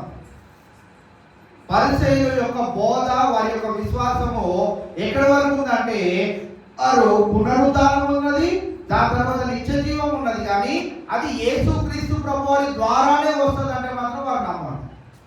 సద్దుకయ్యుల పరిస్థితికి వస్తే సద్దుకయ్యులు ఎటువంటి వారు అంటే పాత నిబంధన గ్రంథంలో తోరా అంటారు.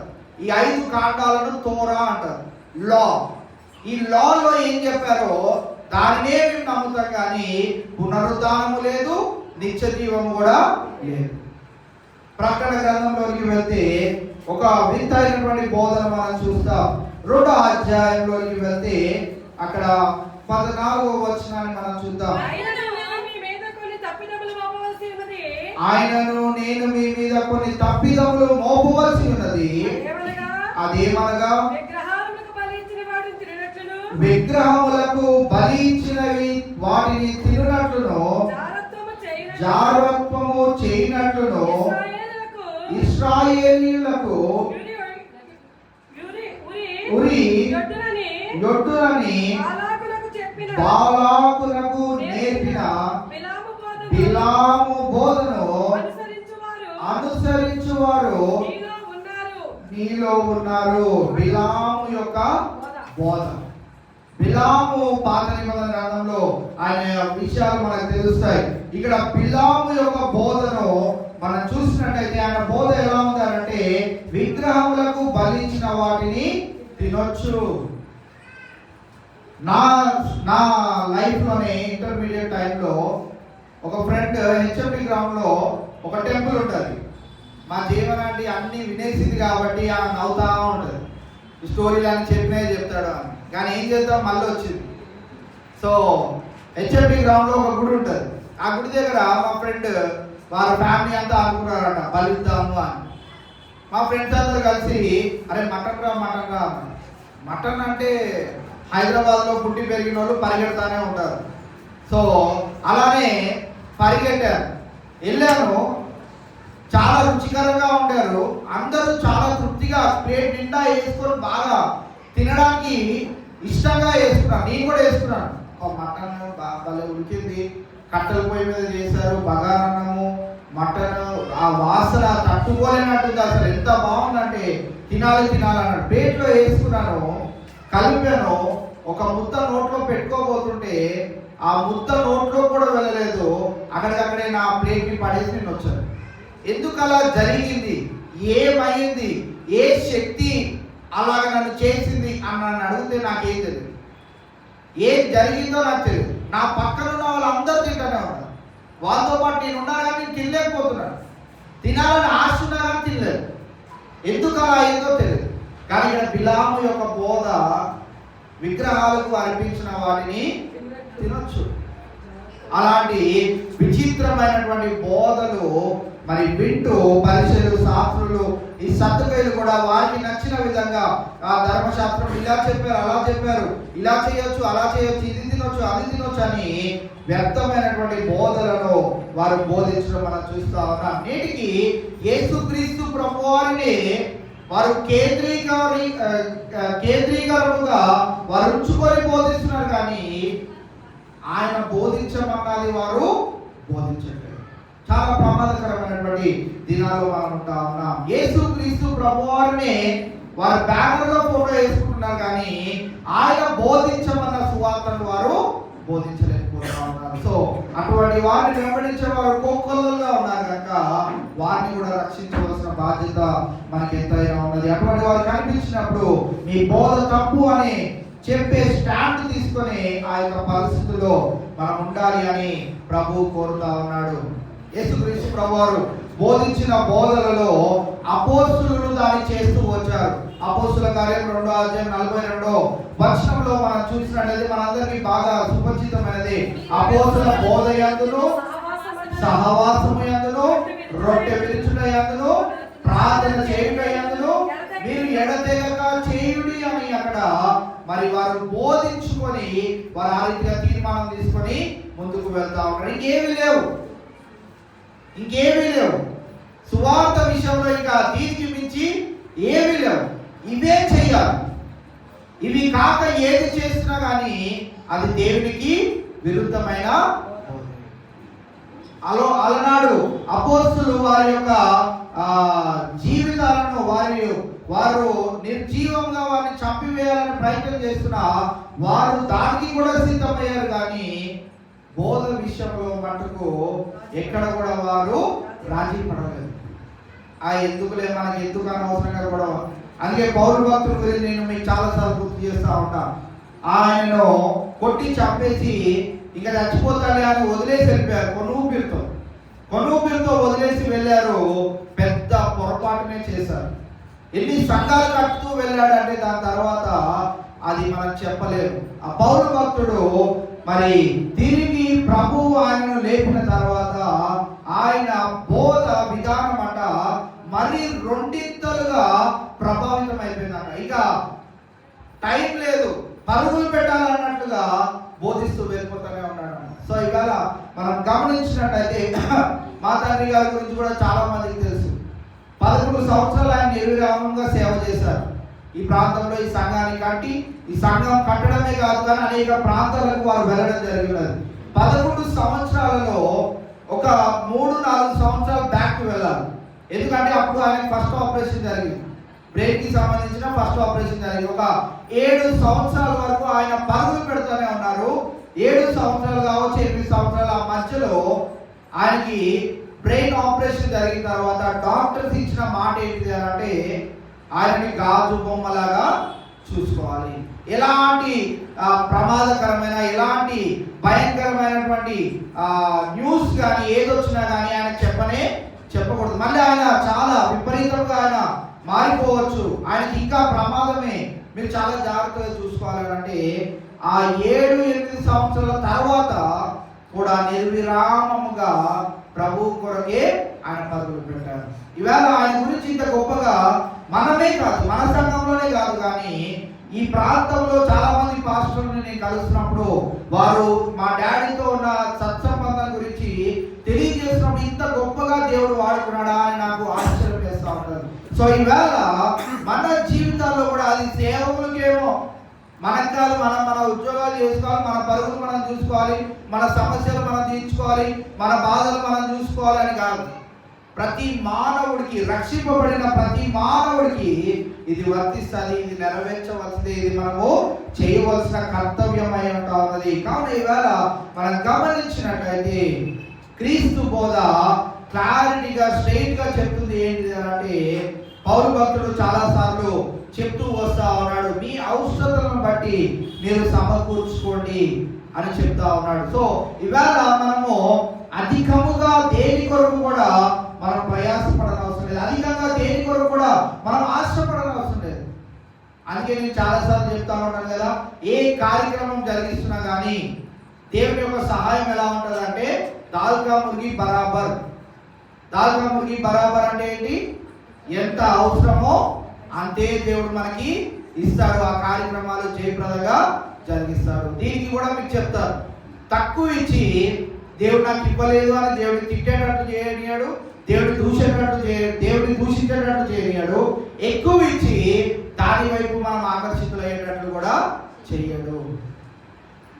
ఈ మూల సత్యాన్ని కనుక మనము తెలుసుకోగలిగినట్లయితే దేవుడు మన జీవితాల్లో ఎటువంటి కార్యాలు చేస్తాడో మనకి స్పష్టంగా క్రిస్టల్ క్లియర్ గా అన్ని విషయాలు అర్థమవుతాయి. మన జీవితంలో ఇంకా స్ట్రెస్ అనేది లేకుండా, చాలా మంది స్ట్రెస్ బస్టర్ అంటారు. అంటే ఏంటి? చాలా స్ట్రెస్ అయిపోయామంటే రిలీఫ్ చేసుకోవడానికి కొంతమంది ఏం చేస్తారంటే క్రికెట్ ఆడతారు, కొంతమంది సినిమాలు చూస్తారు, కొంతమంది ఎక్కడికో వెళ్తారు, ఏదో చేస్తారు. క్రైస్తవ జీవితంలో మనందరి యొక్క స్ట్రెస్ బస్టర్ ఎవరో తెలుసా? మన స్ట్రెస్ ని రిలీవ్ చేసేది ఎవరో తెలుసా? కేవలము యేసుక్రీస్తు ప్రభువు ఒక్కరే.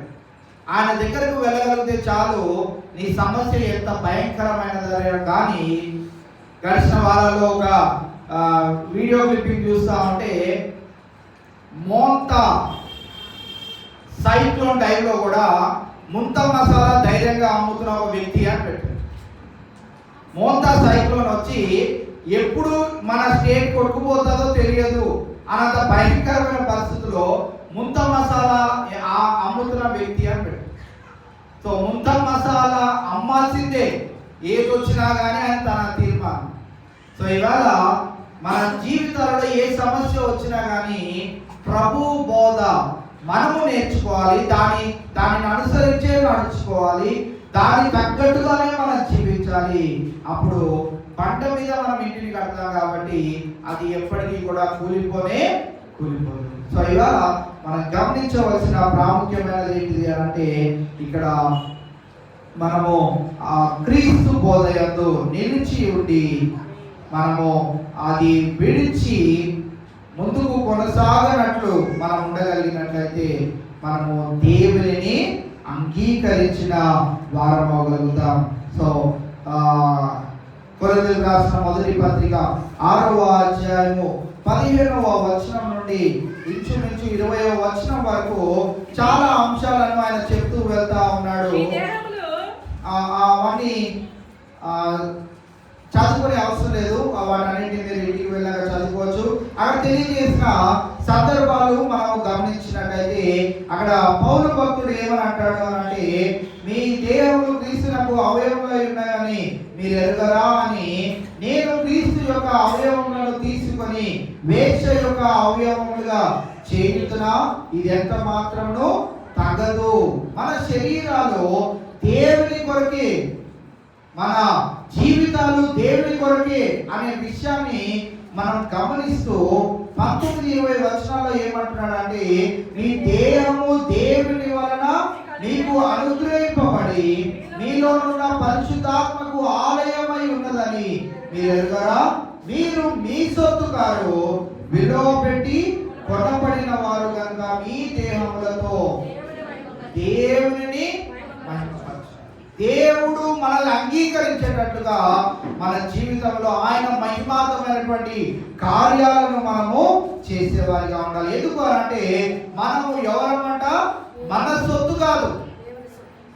ఈ శరీరం ఏదైతే మనము మంచి ఆహారం తింటూ మెయింటైన్ చేస్తూ మంచి పౌడర్లు వేసుకుంటూ అందంగా కనబడుతూ ఏదైతే చేస్తున్నామో ఇది మనది, మనము కాదు, మనము దేవుని సొత్తు ఉన్నాము అనే విషయాన్ని మనం గ్రహించినప్పుడు క్రీస్తు బోధ విషయమై ఆయన మనల్ని అంగీకరించేటట్టుగా ఆయన మహిమార్థమై మనము జీవిస్తాము. మనం జీవించడమే కాదు, ఈ బోధ నిలిచి ఉంటున్నట్లుగా మనము ప్రయాస కూడా పడతాం. అందుకే 10-11 వచనాల్లో ఏమంటున్నాడు? ఎవడైనా ఈ బోధను తేక నీ యొద్దకు వచ్చిన ఎడల వారిని మొట్టమొదటిగా ఏం చేయబడుతుంట? ఎవరు ఏ సంధి తగిలించుకొని తెల్ల బట్టలు వేసుకొని వచ్చినా ఏం చేయకూడదు? మనము ఇంట చేర్చుకొనకూడదు. ప్రమాదకరమైనటువంటి పరిస్థితుల్లో మనం ఉన్నాము. ఎంత భయంకరమైనటువంటి రూల్స్ గవర్నమెంట్ లో లేకుంటే వ్యతిరేకమైనటువంటి మతాలు చేస్తున్నారంటే మనము ఊపిరి కూడా పీల్చుకోలేదు.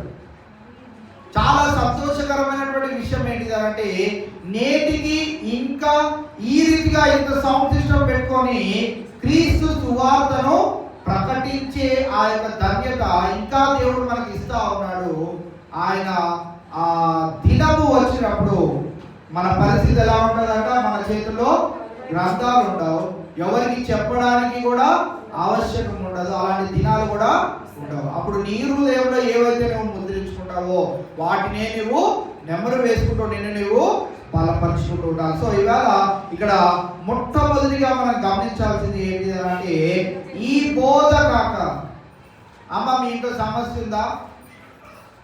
నేను ప్రార్థన చేస్తే పోతాయమ్మా. ఒకసారి మా పెద్దమ్మ చర్చికి ఒక పెద్ద ఆయన వచ్చాడు. చాలా భయంకరమైనటువంటి వర్షము, 6 నుంచి 8 గంటల వరకే ఆ ఆరాధన జరుగుతుంది.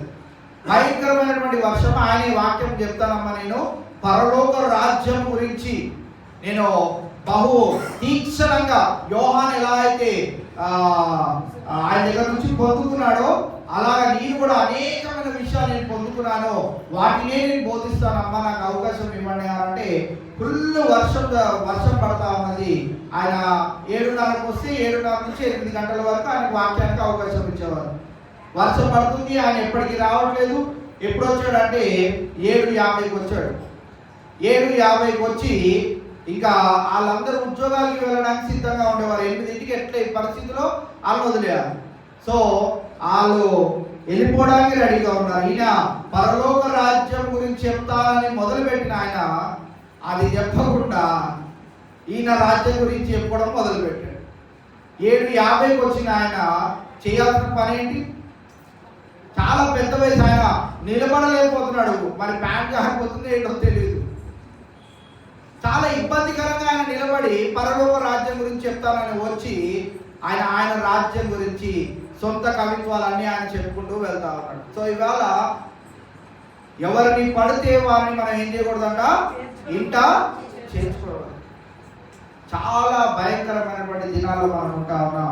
మన అడుగు జాడలను గమనించుకుంటూ మనల్ని ఏదో విధంగా ఇబ్బంది పెట్టాలని అపవాది ప్రయత్నం చేస్తున్న రోజుల్లో మనం ఉంటూ ఉండగా మనం ఎవరిని పడితే వారిని మన ఇంట చేర్చుకోవద్దు. ఇంకేంటంట? శుభమని వారితో చెప్పనవద్దు. యెహోవా సాక్షులు వాళ్ళు వచ్చి ఫస్ట్ చేసేది ఇదే. ఏం చెప్పమండి? ఏం చెప్పం? మీ ఇంటికి వచ్చి జస్ట్ ప్రార్థన చేస్తాం. నువ్వు ఇంట చేర్చుకున్నావా తీస్తాడు గ్రంథాన్ని. యేసుక్రీస్తు ప్రభువారు ఎక్కడ చనిపోయాడు, ఆయన దేవుడు అని ఎవరు చెప్పారు, ఎక్కడ ఉంది తీ అంటాడు. మనం ఆ బైబిల్ని దులిపి తీసుకొని వచ్చేటప్పటికి ఆడికి అర్థమైపోతుంది. బైబిల్ దులుపుతున్నాం అంటేనే ఏంటి? బైబిల్ తీయము, దాన్ని చదవము. ఈరోజు ఆదివారం వచ్చాము, వింటాము, వెళ్ళిపోతాం. ఇది చాలు మాకు. వస్తాడు, ఇంట చేర్చుతాము, ఆయన కాఫీ కలుపుకొని వస్తామంటాము. ఈలోపు భర్తతోనో భార్యతోనో ఇంటి పిల్లలతోనో 2-3 ప్రశ్నలు కలుపుతాడు. అర్థమవుతుంది ఆయనకి సీన్ ఏంటో. చాలా ఎక్స్పీరియన్స్డ్గా ఉంటారు వాళ్ళు. ఇంటిలోకి వచ్చారా మొదలు పెడతారు. మొదలుపెట్టి వాళ్ళు చెప్పాలనుకుంది చెప్పి నిన్ను మభ్యపరిచి నిన్ను క్రీస్తుకు ఆయన బోధకు దూరము చేసేస్తా ఉన్నాడు. ఆయనను అంగీకరించాలని ఆశపడిన నీవు అసలు యేసుక్రీస్తు ప్రభువు దేవుడేనా అనే ప్రశ్న నీ మదిలో పుట్టేటట్లుగా ఒక ఇంట చేర్చుకుంటే చాలు, ఒక పూటలో నిన్నుగా నిలబెట్టకుండా నిన్ను పైకి కింద చేస్తారు. సో నేను ప్రతిసారి మిమ్మల్ని అందరినీ వేడుకునేది ఏంటి అంటే, ఈ 66 పుస్తకాలను దేవుడు మనకి ఇచ్చింది ఎందుకనంటే, ఇది చదువుకుంటే చాలు నువ్వు పరలోక రాజ్యానికి చేరుతావు అని ఇది మనకి ఇచ్చాడు. ఇది మనం చదవకుండా ఎవరైనా వచ్చినప్పుడు దులుపుతూ ఉన్నామంటే ఎవరో ఒకరు మన ఇంట చేరుతారు, వారు మనల్ని పరలోక రాజ్యము చేరనివ్వకుండా వారు అడ్డుపడే అవకాశము మనమే ఇచ్చినట్లు అవుతుంది. కనుక 2 విషయాలు ఇక్కడ చెప్తా ఉన్నాడు. ఒకటి, వారిని ఇంట చేర్చుకోవద్దు. రెండోది, శుభమని వానితో చెప్పవద్దు, మాట్లాడవద్దు. సార్ నాకు పని లేదండి, నాకు వేరే పని ఉందండి, నేను ఇప్పుడు ఖాళీగా లేనండి, నేను బిజీగా ఉన్నానని చెప్పి వారి దగ్గర నుంచి దూరంగా పారిపోవడము మనకి ఎంతైనా మేలు. మనం వారితో పోట్లాడలేము. వారు అదే పనిగా పనిగట్టుకొని మరి అపవాది సంబంధులుగా వారు నచ్చిన విధంగా తండ్రి కుమార పరిశుద్ధాత్మలు దేవుళ్ళని ఎక్కడ రాయబడి ఉంది అని నానా విధములైనటువంటి తికమక ప్రశ్నలు వారు వేసి మనల్ని ఆందోళనకి గురి చేస్తారు. కావున ఇలాంటి బోధ చేసే వారిని మనము ఇంట చేర్చుకునవద్దు, వారితో శుభమని కూడా చెప్పనవద్దు. చాలా ప్రమాదకరమైనటువంటి మనుషులు వీరు. మత్తయి సువార్త 24వ అధ్యాయము 24వ వచనంలో యేసుక్రీస్తు ప్రభువారు ఇలా అన్నాడు. మత్తయి సువార్త 24 అబద్ధపు క్రీస్తులను అబద్ధ ప్రవక్తులను వచ్చి సాధ్యమైతే ఏర్పరచబడిన వారిని సైతము మోసపరచుటకై గొప్ప సూచక క్రియలను మహత్తర కార్యములను కనపరిచెదరు. ఇక్కడ మనం గమనించినట్టయితే వారు ఇంకా ఏమేం చేస్తారంటే, ఈ ప్రస్తుత కాలంలో మనం చూస్తున్నాము, అబద్ధపు క్రీస్తులను అబద్ధపు ప్రవక్తులను వచ్చి సాధ్యమైతే ఏర్పరచబడిన వారిని సైతము మోసపరచుటకై, అంటే బైబిల్ గ్రంథాన్ని సున్నగా చదివేసి మిక్సీ పట్టేసిన వారికి కూడా వీరు కొన్నిసార్లు ఏం చేస్తారంట, ఆటంకపరిచే వారిగా ఉంటారు. అభ్యంతరకరమైనటువంటి స్థితిలో మనల్ని నిలబెడతారు. సాధ్యమైతే ఏర్పరచబడిన వారిని సైతము మోసపరచుటకై గొప్ప సూచక క్రియలను మహత్తర కార్యములను కనపరచెదరు అనే విషయాన్ని మనం ఇక్కడ చూస్తా ఉన్నాం. చాలాసార్లు బహిరంగ సభలు జరుగుతున్నప్పుడు వర్షాకాలంలో బహిరంగ సభ పెట్టనే పెట్టకూడదు. ఎందుకంటే నీలాంటి బోధకుడు వస్తున్నాడు అని అంటే స్ట్రెంత్ ఎంత ఉంటుందో మనకు తెలుసు. పలానా బాగా సుపరిచితమైన ఒక బోధకుడు వస్తున్నాడు అని అంటే ఆయన వెంబడించేవారు నలుదిక్కుల నుంచి వస్తారు కనుక అక్కడ ఎంత స్ట్రెంత్ ఉంటుందో మనకు తెలుసు. వర్షాకాలంలో మీటింగ్ పెట్టడం ఒకటి తప్పైతే, రెండోది ఏం చేస్తారంటే ఆపే యేసుక్రీస్తు ప్రభువారు తుఫాను వస్తే ఆగు అనగానే ఆగిపోవడానికి. వర్షము ఆగిపోవచ్చు, కొన్నిసార్లు అద్భుత కార్యాలు దేవుడే చేస్తాడు, మనం అడగనే అవసరం లేదు. చాలా మంది చెప్తా ఉంటారు, చిన్న కార్యక్రమాలు సభలు వదిలేడు. మా ఇంట్లో మేము ప్రార్థన గుడిగా పెట్టుకున్నామండి, ఇల్లు సరిపోక రోడ్డు మీద పెట్టుకున్నాము, టెంట్ వేసుకోలేదు, ఏం లేదు, అంతా ఓపెన్ గా పెట్టుకున్నాము. మా ఊరు చుట్టూ వర్షం పడుతూ ఉన్నది కానీ మా దగ్గర పడలేదు. అది అద్భుతం కాదా? మరి అక్కడ ఆ దైవజనుడు ఆపే అనలేదు కదా. మన దగ్గరకు వచ్చినప్పుడు వర్షాకాలము వర్షం పడకుండా ఆపడానికి మనమోరము. యేసుక్రీస్తు ప్రభువారైతే ఆపగలుగుతాం. మనకు అంత స్థాయి లేదు, మనం అంత గొప్పవారం కాదు, మనం అంత పరిశుద్ధులం కాదు, పవిత్రులం కాదు. ఆ వర్షం దానంతటా అది ఆగిపోగానే ఆగిపోయేంత వరకు ఈయన మొత్తుకుంటా ఉంటాడు. అది ఆగిపోగానే దేవుడికి మహిమ కలుగును గాక మొదలైపోతుంది. ఈయన వర్షాన్ని ఆపేశాడు. ఏమవుతాడు ఇప్పుడు ఈయన? ఇక్కడ చదువుతున్నాం మనం, ఏమవుతాడు ఈయన? అందరి దృష్టిలో అసలైన యేసుక్రీస్తు ప్రభువుని మర్చిపోతారు. ఆయనే వర్షాన్ని ఆపేశాడు అంటే ఆయన దగ్గరికి వెళ్ళి ప్రార్థన చేస్తే మన సమస్యలన్నీ పోనే అవి ఎక్కువ అవుతాయి. ఎందుకంటే నువ్వు వెంబడించేది ఎవరిని అని అంటే ఇక్కడ అబద్ధపు క్రీస్తు అని చెప్పుకుంటారు, అబద్ధపు బోధకులు, వారందరూ అబద్ధికులు కనుక వారిని మనం వెంబడించిన అవసరం లేనే లేదు. కాబట్టి ఈవేళ ఈ విషయాలన్నింటినీ మనం గమనించుకోవాలి. వీటి విషయమై మనం ప్రార్థన చేయాలి, దేవుడి యొక్క సహాయం కోరాలి. దేవా ఎవరు న్యాయవంతులు, ఎవరు నీతిమంతులు, ఏం బోధించాలి, ఏమి వినాలి, ఏం చెయ్యాలి అనేది అన్ని దేవుడిని అడిగితే దేవుడే మనకు సహాయం చేస్తాడు. ఇవాళ మనం అడగం కనుక మన పరిస్థితులను బట్టి ఒక్కొక్కరిని మనము ఎంచుకుంటా ఉంటాం. అగో స్వస్థత కావాలంటే ఆ పరిస్థితి దగ్గరికి వెళ్ళాలంట, అద్భుతాలు జరగాలంటే ఈయన దగ్గరికి వెళ్ళాలంట, ఇంకేదో జరగాలంటే ఇంకొక ఆయన దగ్గరికి వెళ్ళాలంట. ఇలా తిరిగి తిరిగి తిరిగి తిరిగి తిరిగి 70 సంవత్సరాలు వచ్చినాయి.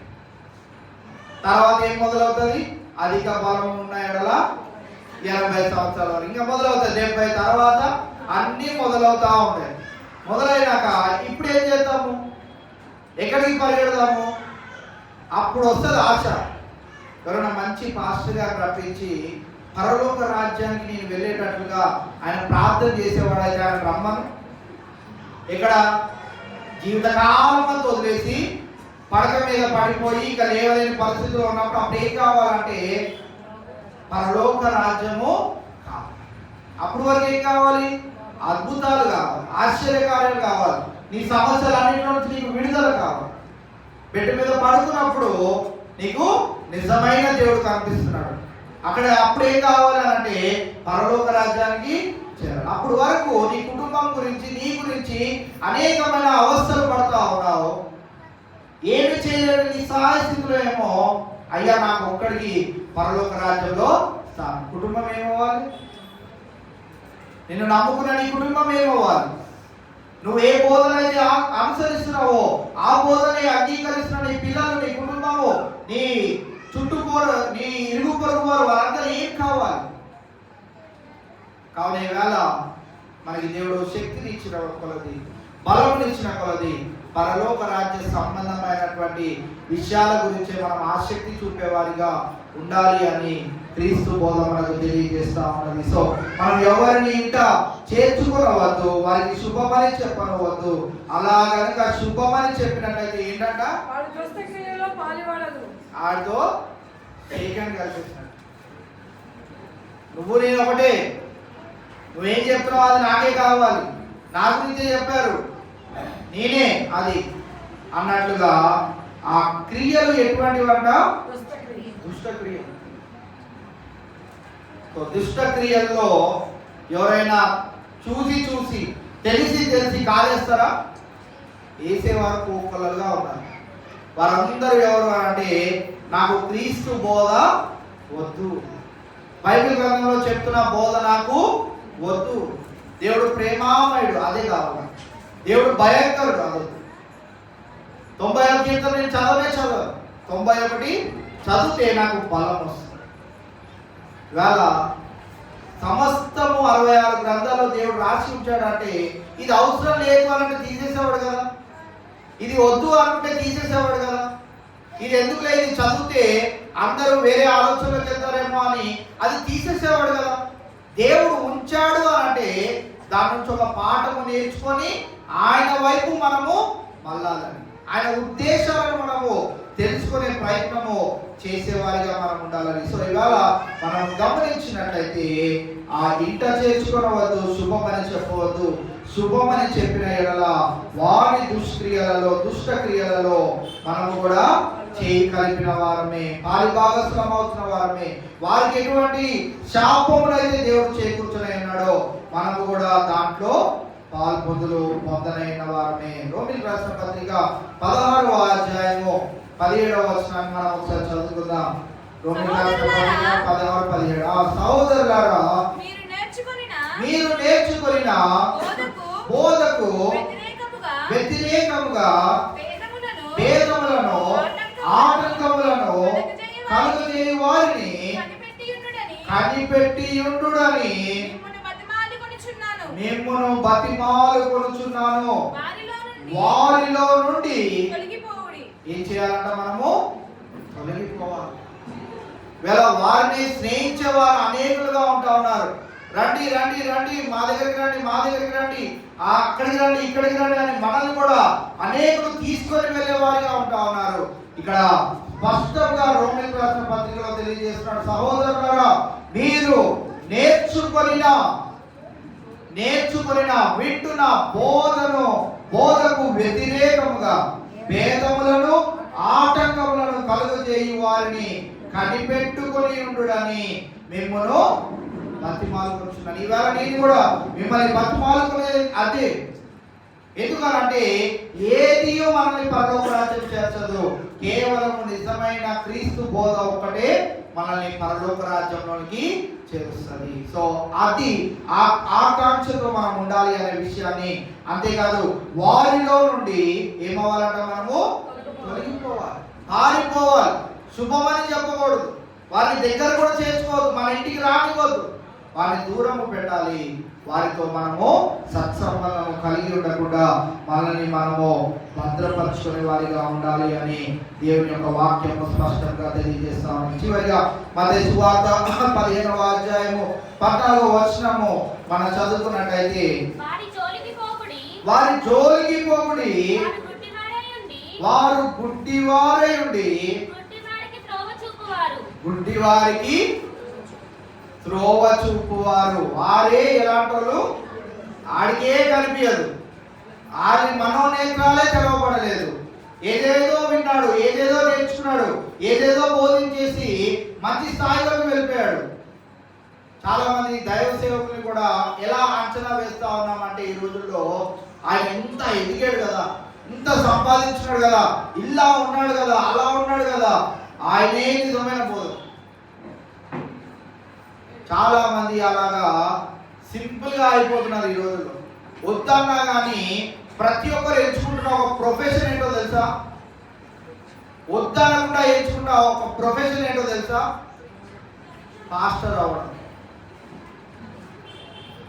పాస్టర్ అవ్వడం అనే ప్రొఫెషన్ ని అందరూ చాలా ఇష్టపడతా ఉన్నారు. నేను అయిపోవాలి. అయిపోవడానికి గల కారణాలు ఏంటిదంటే, వారు ముందు తరం వారు ఉన్నారు చూడండి, వారందరూ ఎలా ఉన్నారంటే ఏమీ లేని స్థాయిలో నుంచి సడన్ గా సూట్ వేసుకుంటున్నారు, బూట్ వేసుకుంటున్నారు, అన్ని హంగులు ఆర్భాటాలు చూసి తర్వాత తరం వారు ఏమంటున్నారంటే, ఏమొద్దు, నేను సేవ చేస్తాను, నేను సేవకుడు అయిపోతాను. ఇవాళ సేవ చేయడం కానీ సేవకుడు అయిపోవడం కానీ ఎంత సులువైనదో అంత ప్రమాదకరమైనది కూడా అనే విషయాన్ని చాలా మంది తెలుసుకోలేకపోతున్నారు. అందుకే విశ్వాసులకి ఒకటే శిక్ష అయితే, సేవకులుగా లేకపోతే వారికి 7 ఆ అంశాలు ఎవరు వారి ముందు తరం వారు బోధించట్లేదేమో, వారు తెలుసుకోక వారు ఈ 7 శిక్షకు వారు ఆలైపోతారు. ఇక్కడ మనం గమనించినట్టయితే ఇక్కడ తెలియజేస్తున్న మాట ఏంటిది అంటే, వారు గుడ్డివారై ఉండి గుడ్డివారికే త్రోవ చూపువారు. గుడ్డివాడికి త్రోవ చూపిన ఎడల వారిద్దరు ఏమవుతారంట? అందరికీ తెలిసిన సత్యం. గుడ్డోడిని ఎంత దూరం నడిపించగలుగుతాడు, ఏం చేయగలుగుతాడు? చివరికి వాళ్ళు ఎక్కడో చోట గుంటలో పడవలసింది. ఇక్కడ గుంట దేనికి సాదృశ్యంగా ఉన్నదంటే, అగ్నిగుండానికి సాదృశ్యంగా. ఆ అగ్నిగుండంలో ఈ మనోనేత్రములు తెరవలేని ఆ అజ్ఞానంలో ఉన్న విశ్వాసి కావచ్చు, బోధకుడు కావచ్చు, వారు చేర్చేది ఎక్కడికి, వారు వెళ్ళేది ఎక్కడికి అని అంటే, చివరి వారి గమ్యస్థలం ఎక్కడ ఉన్నది అని అంటే గుంటలో ఉన్నది. ఆ గుంటలో అగ్నిగుండం ఉన్నది. ఆ అగ్నిగుండంలో పడిన వాడు కాలడు, చావడు.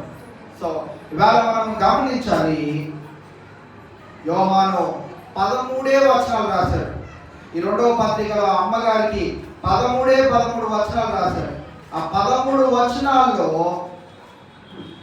గూఢమైనటువంటి సంగతులను తెలియజేస్తూ, జాగ్రత్తలను తెలియజేస్తూ, మీరు జాగ్రత్తగా ఉండాలి అనే విషయాన్ని కూడా స్పష్టంగా పల్లబుద్ధి ఇక్కడ తెలియజేయడం మనం చూస్తా ఉన్నాం. సో ఇవాళ క్రీస్తు బోధను మనము అనుసరించాలి. రెండవదిగా ఆలోచన కూడా చేయాలి, ఎవరిని ఇంట చేర్చుకోవాలి, ఎవరికి శుభమని చెప్పాలి, ఎవరిని పడితే వారిని చేర్చుకోవద్దు, ఆలోచన చేయాలి. ఎవరైతే అలా ఆలోచన చేస్తారో వారే దేవునిచే అంగీకరించబడతారు. సో ఇవాళ అటువంటి ధన్యతను మనందరం పొందుకున్నట్లు క్రీస్తు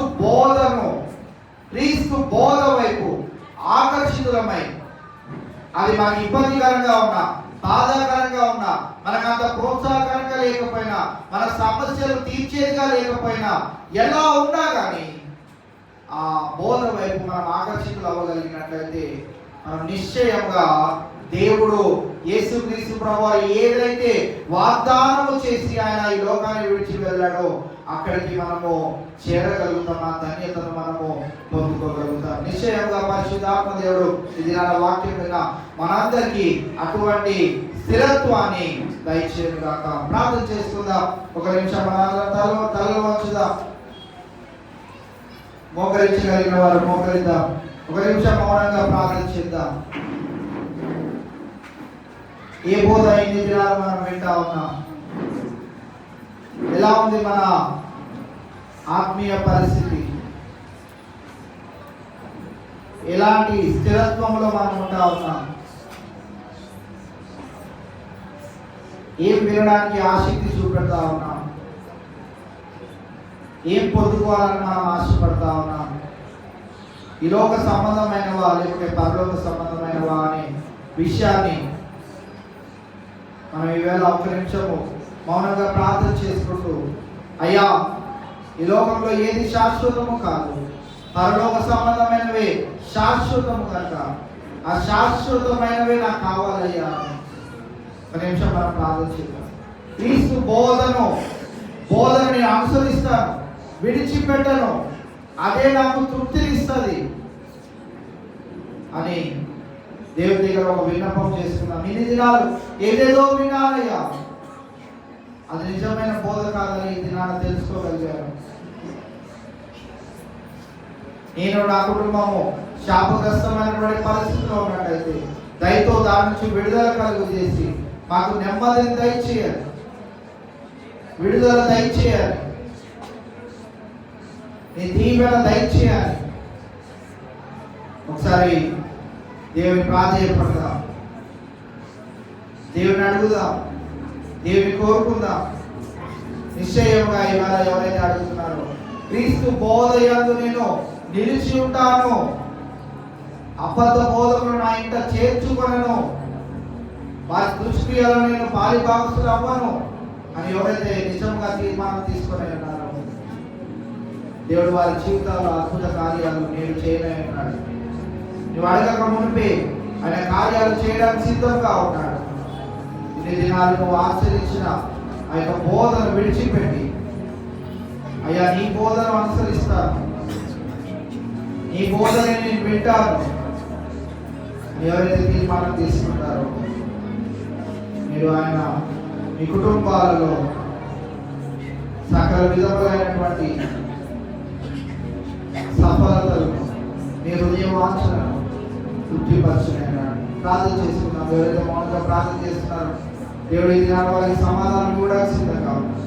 విశ్వాసంతో ప్రార్థన చేసి దేవుని యొక్క కార్యములు మీ కుటుంబాల్లో నిలుచుకున్నాయి. ప్రార్థన చేసుకుందాం. మహిమోన్నతుడా, మహాకరుడా, మమ్మల్ని అత్మీయులుగా ప్రేమించిన మా యేసురాజా, ఈ ఉదయకాల సమయంలో ఈ పునరుద్ధారపు ఆదివారం మేమందరం నీ సముఖంలోకి చేరి ఆరాధనలో పొందడానికి మీరు నాకు ఇచ్చిన ఈ శ్రేష్టమైన గడియలను బట్టి నీకే వందనాలు స్తోత్రం ప్రభువా. ఇంతవరకు నీ సన్నిధిని మాకు తోడుగా ఉంచి ఆరాధన క్రమమంతయు నీ మహిమాతముగా జరిగించున్నామని మేము విశ్వసిస్తున్నాం దేవా. అందరిని బట్టి నీకే వందనాలు స్తోత్రం ప్రభువా.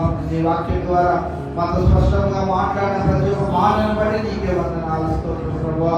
ఏ బోధన మేము వినాలో, ఏ బోధన వింటే మేము నీకు అంగీకారంగా మా జీవితాలు ఉంటాయో మేము ఈ దినాన్ని స్పష్టంగా విని ఉన్నాం దేవా. అనేకమైన బోధలు ఈ రోజుల్లో ఉంటూ ఉండగా దేవా, నిజమైన బోధ నీ బోధను మేము అనుసరించి నీ బోధ మీద మా ఇంటిని కట్టుకొని ప్రభావ ప్రతిఫలం పొందుకునే ఆ స్థితిగతిలో మేము ఉండగలుగుటకు మీ సహాయం అనుగ్రహించమని ప్రార్థన చేస్తామని దేవా. అనారోగ్య పరిస్థితుల్లో ఉండి నీ మందిరానికి రాలేకపోయిన బిడ్డలు జ్ఞాపకం చేసుకోండి, వారికి స్వస్థతలు దయచేయండి. ఎవరైతే ఇటువంటి ఇబ్బందికరమైనటువంటి పరిస్థితుల్లో ఉన్నారో, కుటుంబ సమస్యల్లో ఉన్నారో ప్రభావ, మరి వారందరినీ కూడా మీరు జ్ఞాపకం చేసుకోండి. వారి కుటుంబాల్లో నెమ్మదిని, సంతోషం, సమాధానం దయచేయమని ప్రార్థన చేస్తా ఉన్నాను దేవా.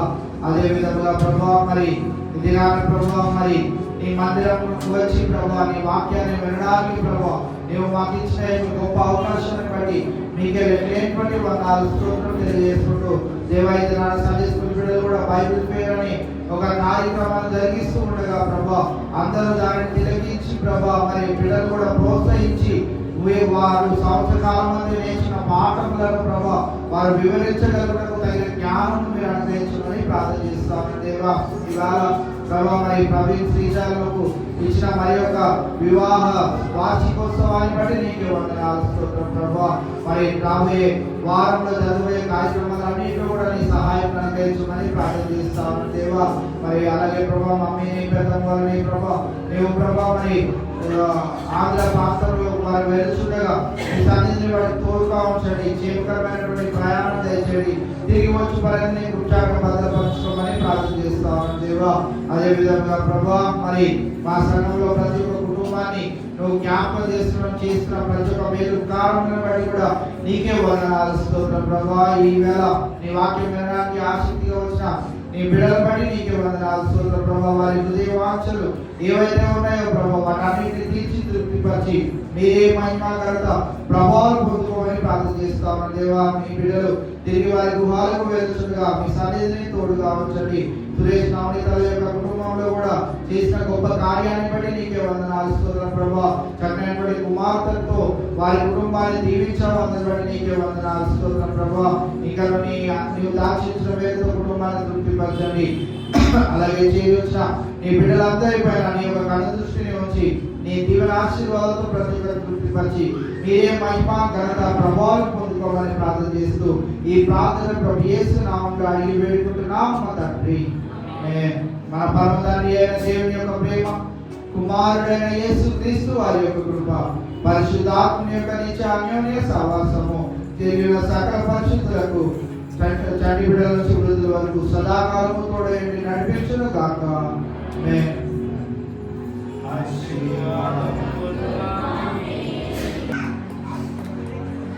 దేవుడు మనందరినీ దీవించి ఆశీర్వదించుగాక. మరి ఒకసారి మీ అందరికీ హృదయపూర్వక వందనాలు తెలియజేసుకుంటా ఉన్నా. మరి ఒక చిన్న ప్రకటన అండి, మెస్సియా గాస్పెల్ చర్చ్ వారు క్రిస్మస్ సెలబ్రేషన్ చేస్తా ఉన్నారు. మరి పాస్టర్ గారు మరి శ్రీనివాస్ పాల్ గారు మనందరికీ సుపరిచితులే. వారు బ్రాంచ్ చర్చ్ అప్రూవా కాలనీ రామన్ మెస్ వెనుక IDA జీడిమెట్లలో వీరి యొక్క బ్రాంచ్ చర్చ్ ఉంటుందండి. సో అక్కడ డిసెంబర్ 1, 2, 3 తారీఖులు ప్రతిదినము సాయంకాలము 6:30 గంటలకు మరి క్రిస్మస్ సెలబ్రేషన్ జరుగుతూ ఉన్నాయి. మన సంఘానికి కూడా వీరు ఆహ్వానాన్ని ప్రకటించారు కనుక వెళ్ళగలిగిన వారు వెళ్ళాల్సిందిగా మనం చేస్తా ఉన్నాం. వెళ్ళలేని వారు ఈ కూడికలు దేవుని మహిమార్థమై ఆత్మలు రక్షింపబడినట్లు జయప్రదంగా జరిగినట్లు దేవునికి ప్రార్థన చేయవలసిందిగా మీకు మనం చేస్తా ఉన్నాం. దయచేసి మీరు అందరూ కాంప్లెక్స్ కలెక్ట్ చేసుకొని మీరు వెళ్ళాల్సిందిగా మనం చేస్తా ఉన్నాం. Thank you.